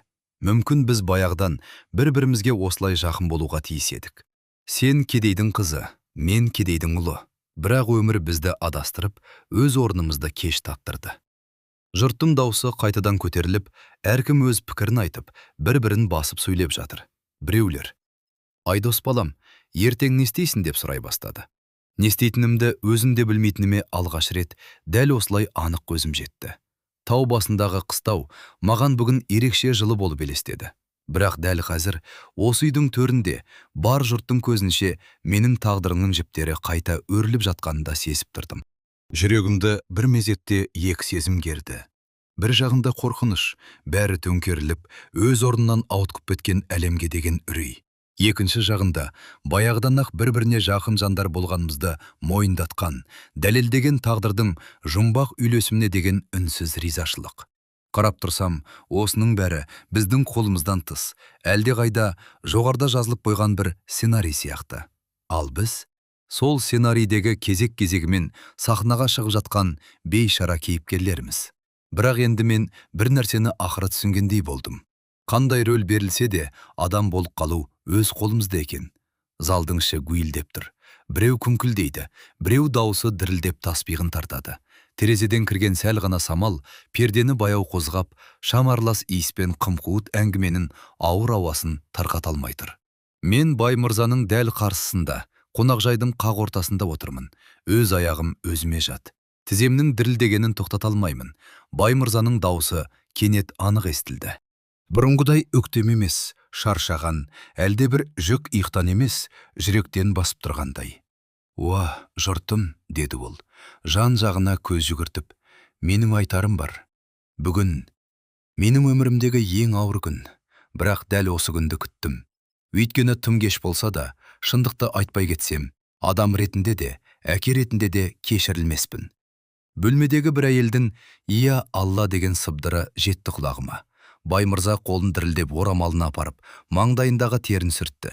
Мен оның жасы көрінетіндей, көзінің айналасындағы әжімдер бұрынғыдан да тереңдеп кеткенін байқадым. «Мен», деді ол, тамағын кенеп, «талай жыл тағдырға қарсы шықтым. Менің орным, менің атым, менің абыройым, менің әулетім деп жүріп, ең басты нәрсені жоғалтып алғанымды енді түсіндім. Бүгін міне, өздерінің алдарында мойындаймын. Мен күнә жасадым. Шариғатқа да, адамдыққа да сыймайтын іс істедім. Кедейдің баласын өз баламның орнына алып, ал өз ұлымды далада қалдырдым». Сөзін аяқтай алмай, көзіне жас толып кетті. Залда отырғандар ыңқылдап, біреулер «Астағфиралла» деді. Бір сәтке тыныштық орнады. Тек қабырғадағы сағаттың тықылы ғана естіледі. «Бұл менің ғана емес», деді ол, өз-өзін жинап. «Баршамыздың алдында күнәм. Себебі шындықты біле тұра үндемегендер де болды. Бірақ балалардың тағдырын әрі қарай өтірікке байлап қоя алмаймыз. Енді әділдікке бас ию керек». Оның әділдік деген сөзі ішімді бір күйдіріп өтті. Қандай әділдік? Кімге әділдік? Маған ба, Айсұлуға ма, әлде осы байдың атына ма? Бай мырза сөзін жалғады. «Осы уақытқа дейін өз мұрагерім деп өсірген қызым емес, ұлым емес екен. Шын ұлым мынау» деп маған қарады. Көзінде ұялу мен үміт аралас бір сезім бар. «Айдос, ол менің қаным. Мен оны мойындаймын, қанша кеш болса да. Сондықтан жұртым, біліп қойыңдар. Менің бар дүнием, үйім, жерім, малым, қаладағы үлестерім, Тіпті мына отырған төрдің өзі соның ақысы. Мен өз байлығымды шын мұрагерім Айдосқа қалдырамын. Осыны қазір сіздердің алдарыңызда жария етемін. Зал тағы да у-шуға толды. Біреулер дұрыс етеді десе, енді біреулер, бұлайда болам екен деп бастарын шайқап отыр. Керезе жақта отырған бір ақсақал мұртын сипап терең күрсінді. Менің құлағым шаңылдақ кеткендей. Бар дүнием маған қалдырады. Құдды біреу менің қарапайым өмірімді өшіріп, орнына басқа адамның сценарийін күштеп жапсырып жатқандай. Тау басындағы шопандардың қыстауы, таңғы салқынмен қозы қуған кезім, анамның қазанды қақпақпен жауып, маған ыстық нанды алдымен сұнғаны, соның бәрі кенет алыстап, бұл үйдің алтынмен атталған шамдары мен жұмсақ кілемдерінің тасасында қалып бара жатқандай. Айдос балам, деді Баймырза, даусын сәл жұмсартып. Сенің орның осында, осы үй, осы төр. Бұл сенің анаңнан аққан сүттің, әкеңнің маңдай терінің орны. Менің қолымнан кеткен әділдікті мүмкін сен қайтара алатын шығарсың. Байлықтан қашпа, бергенді алмау, тағдырға тағы қарсы шығу. Осы кезде кеудемде әлдене қысып тынысым тарылды. Орнымнан тұрып кеткім келді, бірақ аяқтарым қимылдамады. Бәрінің көзі менде. Мен не десем сол, ертең елдің әңгімесі. Байдың баласы келгенде, тәубесін ұмытып дүниеге бас қойған баланы көрдім бе десеше. Не ана сүтін, шопанның еңбегін сатып кеткен деп айта ма? Көз алдыма анамның жүзі елестеді. Қарапайым ғана қоңыр көз. Таңғы салқынмен қотанда тұрған қойға қарап, иығына орамалын қымтап жүрген бейнесі. Ұлым, ешқашан өзіңді төмен сезінбе. Біз кедейміз, бірақ адалдығымыз бар дегені құлағыма келді. Дәл сол сәтте кеудемде бір сөз өзінен өзі пісіп шықты. Өзімнен бұрын тілім сөйлеп кеткендей. Жоқ, дедім мен, даусым дірілдеп. Мен қазір шешім айта алмаймын. Жұрт тағы да гу ете қалды. Баймырзаның қабағы сәл шытынып кетті. Неге бағам, деді ол. Қорықпа, бұл сенің хақың. Мен жұтынып алып әр сөзімді ішімнен өлшеп, бірақ жүрегімнен шыққан қалпында жеткізуге тырыстым. Менің байлығым, дедім, баяу ғана. Алтынмен апталған шам емес. Менің байлығым анамның адалдығы. Шопан әкемнің еңбегі. Мен солардың арқасында адам болып өстім. Мен үшін байлық қойдың қорасындағы иіс, таңғы салқын жел, анамның нан иісі. Менің шын төрім сол үйдің жапсары. Сондықтан мен қазір не жоқ деп бірден айта алмаймын. Сөзімді айтып болғанда, жүрегім өзіме сыймай тоқтап қалғандай болды. Залдағы адамдар бір сәтке қабырғаға ілінген суреттерге, кестелі перделерге, үстел үстіндегі хрусталь ыдыстарға өзгеше көзбен қарап қалды. Балам, деді, алдыңғы қатардағы бір қария. Бұл үлкен сөз, бірақ асықпай ойлан. Дүние қолдың кірі, бірақ әділдік те өз орнын табуы керек. Сол кезде қапталда отырған Айсұлу кенет орнынан тұрды. Көзінде әлде бір от, бірақ даусы баяу, байсалды. Ата, деді ол, Баймырзаға қарап, ерні қалтырап. Мен сізді әлі де ата деп атайын ба, жоқ па, өзім де білмеймін. Бірақ бір нәрсені айтқым келеді. Жұрт тына қалды. Айсұлудың ақ көйлектің жеңін мұжық тұрғанын көрдім. Қолдары дірілдеп тұр. Ол бір сәтке көзін жұмып, терең тыныс алды. Бүгін, деді ол, мен кімнің қыз екенімді естідім. Кеше ғана өзімді байдың қызы деп жүрсем, енді кедейдің қызымын. Кешегі мен осы үйдің ханшайым сияқты едім. Бүгін бәлкім қарапайым ғана қойшының қызы шығармын. Бірақ мен түсіндім, менің адам ретінде кім екенімді байлық өлшемейді. Менің жүрегім, менің арманым, менің сезімім сол баяғы қалпында. Ол осыны айтқанда жүрегім дірете қалды. Айсұлу маған бұрылып қарады. Көзіміз түйісіп қалды. Сол көзқарастың ішінде ұялу да, реніш те, үміт те бар. Айдос, деді ол кенет, аты жөнімді ерекше бір нәзіктікпен айтып. Сен кедейдің баласы болып өстім. Мен кедейдің қызы екенімді жаңа білдім. Бірақ біздің жүрегіміз ешқашан күйкі дүниемен өлшенбесінші. Мен кімнің қызы болсам да, сенің алдында өзімді байдың қызы деп емес, адам ретінде ғана көргім келеді.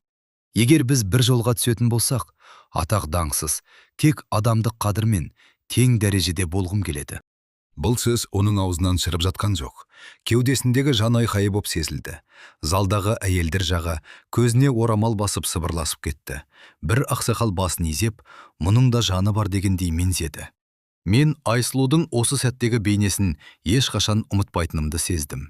Көзіндегі жас маржан сияқты, бірақ сонымен бірге бойынан әлдебір қайсарлық, мойымас болмыс сезіледі. Бай үйдің әшекейлеп қойған қуыршағы емес, тағдырмен арпалысып та бас имейтін нағыз адам бейнесі. Сол кезде төрде отырған ауыл ақсақалдарының бірі орнынан баяу түрегелді. Бұл біздің ауылдың мешітінде жиі уағыз айтатын, сақалын майдалап қойған сабырлы кісі Нұркен ата. Болды, деді ол, қолын көтеріп. Уа, ағайын, сәл сабыр қылайық. Бұл жерде ойыншық мәселе айтылып отырған жоқ. Екі жастың тағдыры, екі әулеттің ары, шариғат пен дәстүрдің тарасы сытыр. Әркім бір жаққа тартса, жыртылады. Сондықтан ақылмен шешу керек. Жұрт біртіндеп тынды. Нұркен ата сөзін жалғады. Біз әуелі шариғатқа қараймыз. Қан қайда, мүлік сонда. Бұл бір. Баймырзаның күні кешеге дейін білмеген күнәсі болса да, бүгін мойындап отыр. Оның тәубесінде ескерейік. Екінші, дәстүр. Қазақта жетім мен жесірді жылатпа деген бар. Осы уақытқа дейін кім жетім болып келді? Баймырзаның бауырына басқан баласы ма? Әлде тауда қой бағып жүрген шопанның ұлы ма? Екеуінде ойлауымыз керек. Дұрыс айтады, деді шет жақтан бір кісі. Үшінші, деді Нұркен ата, мейірім. Құр қатаңдықпен әділдік келмейді. Қыздың да, жігіттің де жүрегін жұлқылап, міндетсің деп итере берсек, бұл да зұлымдық болады. Сондықтан ең әуелі екі жастың ризалығын, олардың өз шешімін тыңдайық.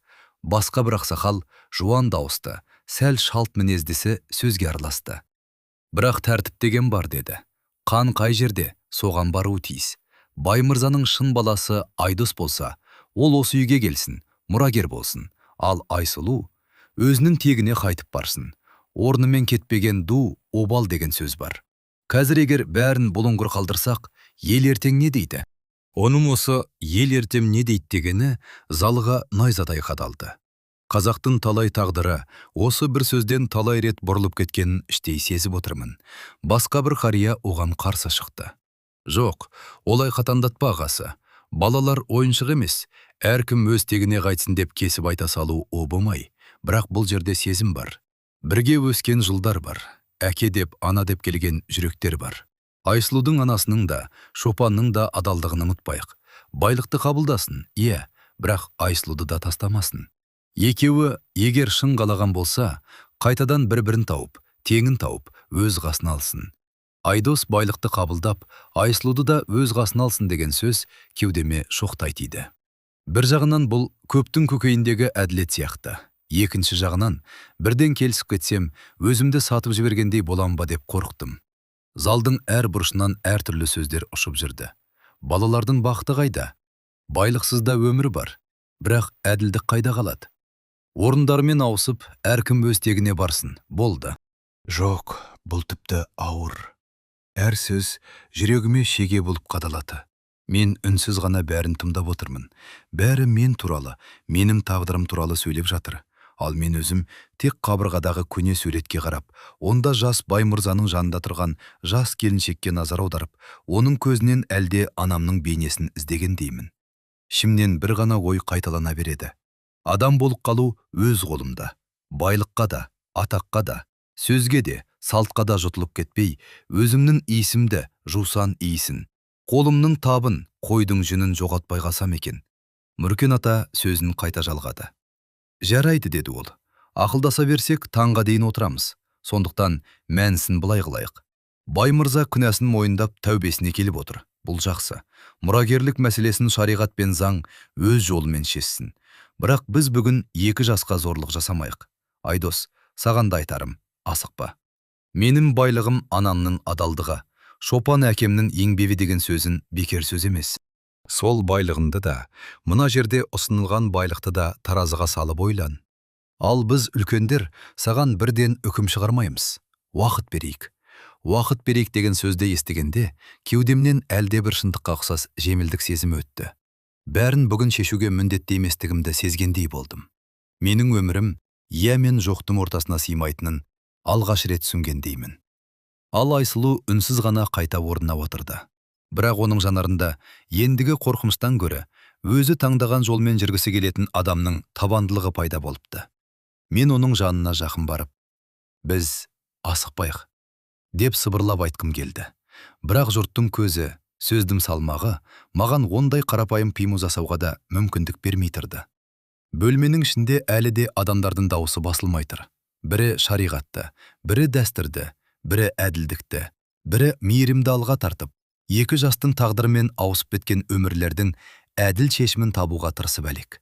Ал мен осының бәрін ортасынан көріп отырсам да, өзіме бірақ нәрсені қайта-қайта қайталай беремін. Менің шын байлығым анамның адалдығы мен Шопан әкемнің маңдай тері. Қалғанның бәрін уақыт көрсетеді. Ақсақалдар кеңесі ертеңіне де созылды. Таңғы салқынмен бірге үлкен үйдің іші тағы да лық толды. Терезеден түсіп тұрған бозамық, жарықтың астында әркімнің жүзі солғын көрінеді. Кеше түнде біраз тынысталғандай болған көңілдер қайтадан толқып, әр жанның өз шындығы қайнап жатыр. Мен есіктің жанында қабырғаға жақын отырамын. Аяқ астындағы кілемнің жиегі жұқарып қалған, шетінен жіптері шығып тұр. Сол жіптерді саусағыммен уқалап, өзімді сабырға шақырғандаймын.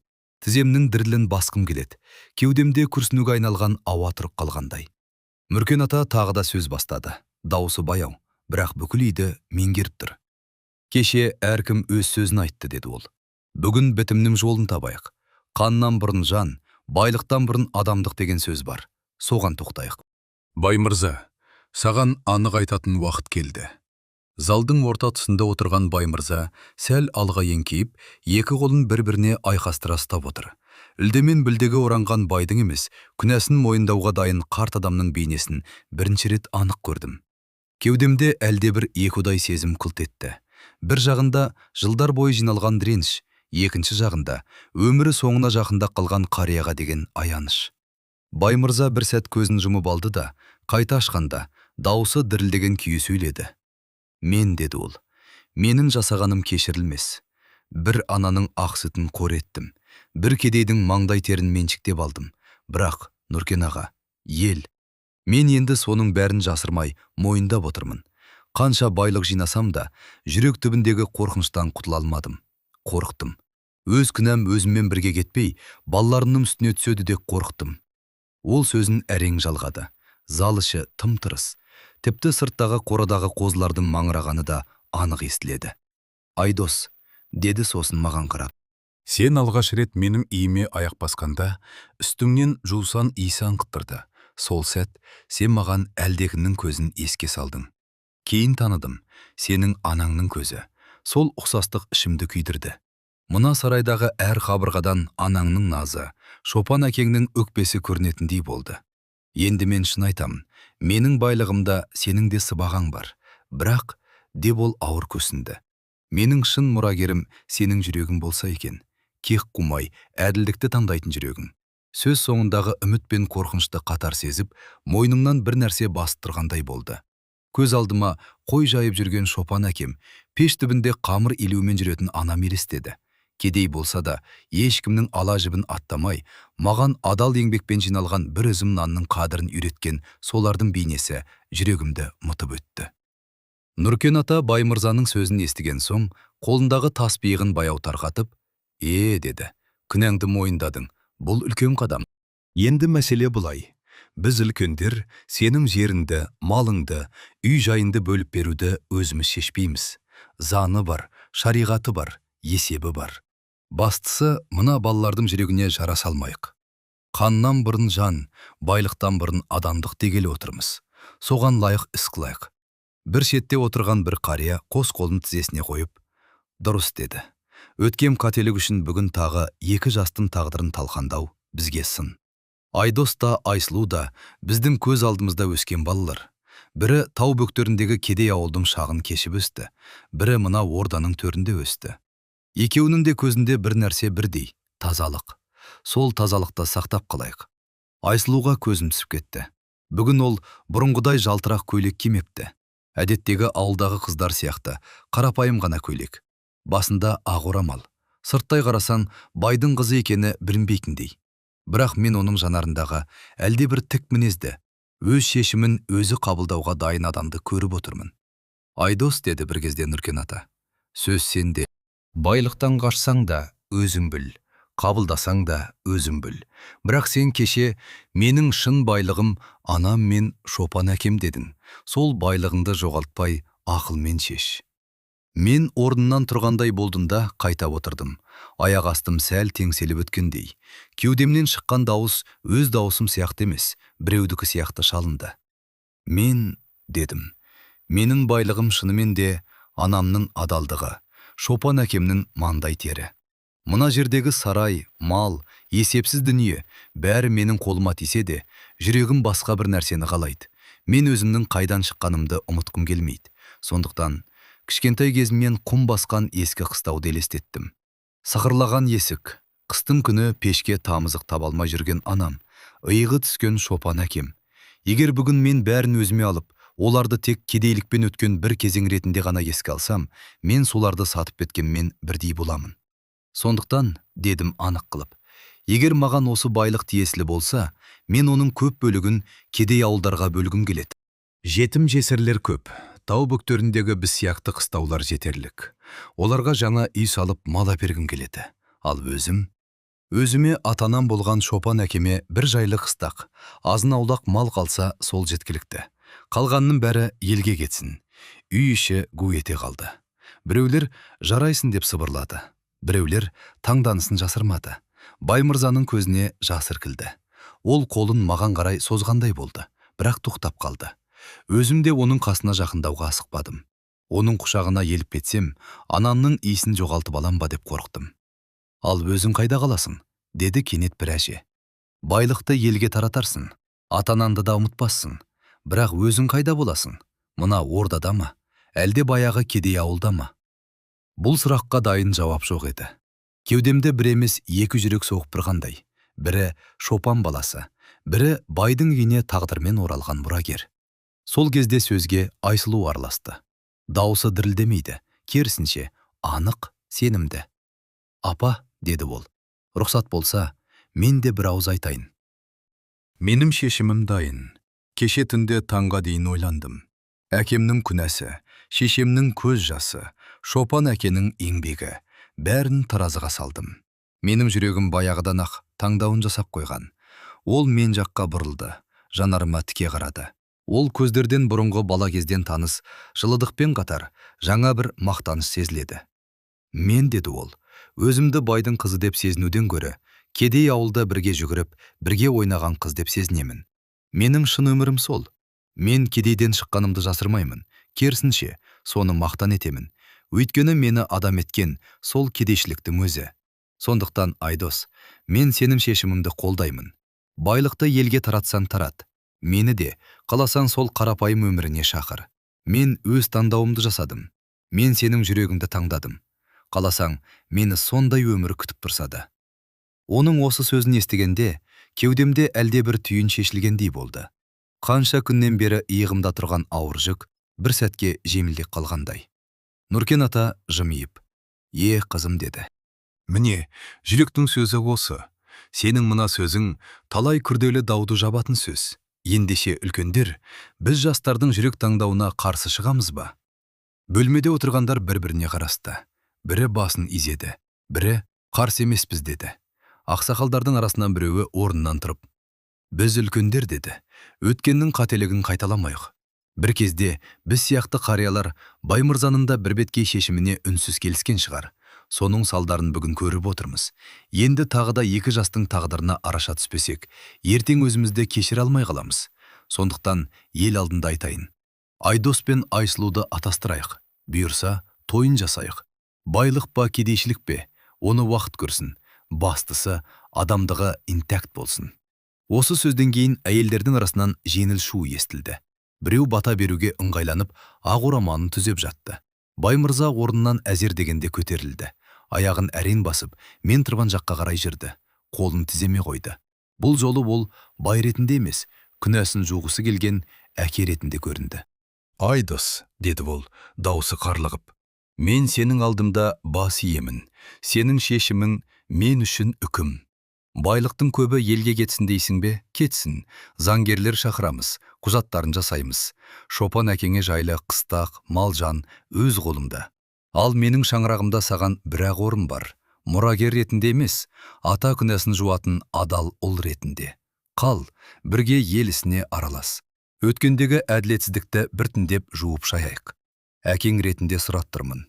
Бұл сөз маған оңай тиген жоқ. Әкең ретінде деген екі-ақ сөз менің бүкіл жусан иісі сіңген дүниемді қақ жарып өткендей. Бірақ ішімнен анамның сыбырлаған дауысы естілгендей болды. Адамның кешірімі ауыр, бірақ жеңілдік әкелет балам. Мен баяу ғана басымды изедім. Мен кете алмаймын дедім. Шопан әкемді, анамды тастап кете алмаймын. Бірақ мен бұл үйден де безінбеймін. Қос дүниенің ортасында жүрсем де, өзімнің есімді жоғалтпасам болды. Егер бұл үйде мен ата күнәсін жуатын ұл болатсам, қаламын. Ел ісіне араласамын, бірақ бір шартым бар. Айт балам, деді Баймырза. Қай ауылға барсам да, қай жиынға қатыссам да, мені байдың мұрагері деп емес, анамның атымен, Шопан әкемнің атымен атап жүрсе екен. Мен үшін ең үлкен құрмет солардың атын қайта тірілту. Нұркен ата күлімдеп, бұл орынды шарт деді. Енді ел ішінде кедей Шопанның баласы ел ісін көтеріп жүр деген сөз айтылсын.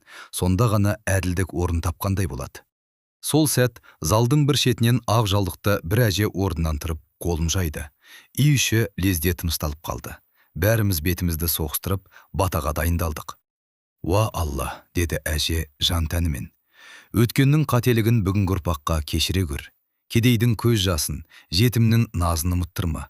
Осы екі жастың бақыты баянды болсын. Өзара сыйластығын, адалдығын көбейт. Байлықты жүректеріне емес, қолдарына бер. Қолымен таратсын, жүрегі таза қалсын. Адал сүт емген аналардың мәртебесін көтер. Мына Баймырзаның да тәубесін қабыл ет. Күнәсін баласының адалдығымен жуғызып, елге шапағатты ұл-қыз сыйла. Әумин. Бәріміз әумин деп бет сипадық. Сол сәте кеудемде әлдебір жеңілдік, әлдебір тыныстық орнағандай болды. Далаға шыққанда таудың салқын самалы бетімді аймалап өтті. Жусанның иісі бұрынғыдан да қоюырақ сияқты. Аспан ашық, көгілдір, бұлттар баяу қозғалып барады. Күндер осылай өзгерді. Заңгерлер келді, құжаттар жасалды. Баймырзаның біраз жері мен малы сатылып, одан түскен ақшаға тау бөктеріндегі өзім өскен кедей ауыл сияқты талай ауылда жаңа қыстақтар салынды. Жетім жесірлерге үй беріліп, әрқайсына азын аулақ мал таратылды. Ауыл арасына қыстада қатынайтын жолдар салынып, мектептің шатыры жамартылды. Бұрын күзде жаңбыр жауса, төбесінен су сорғалайтын ескі мектептің орнына жарық, жылы сыныптар пайда болды. Ал бізге, Шопан әкем мен анама, ауыл шетінен кең, жылы қыстақ салып бердік. Есігі биік, терезелері үлкен, қорасы бөлек. Азын аулақ қой ешкі, бірнеше жылқы, сиырлар берілді. Бірақ ең бастысы, олардың жүзіндегі жарық күлкі болды. Шопан әкем бұрынғыдай ұйығын түсіріп емес, еңсесін тіктеп жүретін болды. Анам мені құшақтағанда, балам дейтін. Кедей болып жүріп те бақыт дедім, өйткені сен бар едің. Енді мынаның бәрі де сенің емес, жүрегіңнің сыйы, есінде болсын. Босағаңнан адалдық кетпесін. Мен Баймырзаның үйіне де жиі қатынаттырдым, бірақ бұл жолы жалтақтап емес, ашық жүзбен. Ол маған әр кеңесіне құлақ асатын болды. Ел ішіндегі дауларға, жер су мәселесіне, мал шаруашылығына қатысты жиындарға бірге баратынбыз. Адамдар да бірте-бірте маған байдың немересі деп емес, Шопанның тәрбиесін көрген жігіт ретінде қарай бастады. Ал Айсұлу, оның да өмірі өзгерді. Ол бұрынғыдай тек сарайдың төрінде емес, кедей ауылдың да қара шаңырағына емін-еркін кіріп шығып жүрді. Қарапайым әйелдермен бірге нан жауып, қазанның қасында жүріп әңгіме айтып отыратын. Өздігінен қарапайым өмірге қайта оралғандай, бет бейнесі бұрынғыдан да нұрлана түскендей көрінді. Бізді ауыл алдында бір үлкен жиынмен атастырды. Сол күні ағаш үйлердің төбесіне дейін түрлі түсті жалаушалар ілінді. Көшенің бойымен ат шапты, күй тартылды, домбыра қолдан қолға өтті. Қыз-келіншектердің күлкісі, балалардың айғайы, қариялардың бата беріп отырған дауысы, бәрі бір-бірімен үйлесіп, ауылдың үстіне мейірім төккендей. Тойымыз да ерекше болды. Бір жағында тау бөктеріндегі кедей ауылының қарапайым адамдары, жалаңаяқ жүгірген балалар, шаң басқан етіктер. Екінші жағында бұрынғы бай орданың адамдары, таза киінген, әдемі қамшы ұстаған ағалар, қымбат қамзол киген жеңгелер. Сол күнгі ең кереметі осы екі әлемнің бір дастархан басында қатар отыруы еді. Арасында айырмашылық жоқтай, бәрі бір-біріне ет ұсынып, шәй құйып, әңгімесін айтып отырды. Бір сәт домбыраның үні басылып, ортаға бір ақын шықты. Көзінде от, даусында жалын бар. Сол күні алғаш рет біз туралы жыр төгілді. Тау бөктерінде кедей өсті бір бала. Жусан иісі жұғып қалған тым ғана. Байдың қызы суға кетіп барады. Жігіт жетіп, құтқарыпты бұл жаға. Тыңдаған жұрт шу ете түсіп, жыршының сөзін қостағандай болды. Ақын ары қарайда жырын жалғап, біздің тағдырымызды, ауысып кеткен өмірлерді, ақыры қайта табылған әділдікті жырға қосты. Сол күннен бастап, кедей жігіт байдың қызын құтқарып қалып, кейін кім екенін білгенде таңғалды деген әңгіме ауыздан ауызға тарай бастады. Бірнеше айдан кейін мен бір қыстың ұзақ кешінде, үйдің ішінде самауырынның сыңғыры естіліп жатқан кезде, есік алдындағы жусан иісін иіскеп тұрып ойға қалдым. Бәрі басталған кешті, өзеннің жағасын, судың мұздайлығы, Айсұлудың жан даусын есіме түсірдім. Егер сол күні мен суға секірмесем, егер сол күні өзімді аяқ қалсам, бүгінгі өміріміз мүлдем басқа болар еді. Мүмкін мен әлі де қой соңында жүрер едім. Айсұлу болса, өз тағдырын өзге біреудің шешіміне беріп қояр еді. Ал қазір біз екеуміз де өз таңдауымызды жасадық. Тағдыр бізге ауыр сынақ берді, бірақ сол сынақ арқылы біздің ішкі байлығымызды ашты. Мен кедей ауылда өскенімді ешқашан жасырып көрген емеспін. Керісінше, соны мақтан етемін. Айсұлу да бұрынғы дәулетіне емес, қарапайым болмысына қайта оралды. Уақыт өте келе, бұл оқиғаны білмейтін адам ауыл арасында азайды. Бір жерде төкпе ақын оны жырға қосты. Бір жерде мектептегі мұғалім балаларға мысал қылып айтты. Бір жерде той-томалақта қариялар дастархан басында әңгіме қылды. Әр өзгеше нұсқасында өзгеретін детальдар болса да, бір нәрсе өзгермей қалды. Адамдар бұл әңгімені тағдырдың әділдігі мен адамның ішкі байлығын дәріптейтін жыр ретінде қабылдады. Ал мен үшін ол жай ғана әңгіме емес. Өз жүрегіме берген уәдемнің көрінісі. Қандай байлық келсе де, қай сарайдың есігі ашылса да, мен ішімдегі жусан иісін, анамның адалдығын, шопан әкемнің маңдай терін ешқашан айырбастамаймын.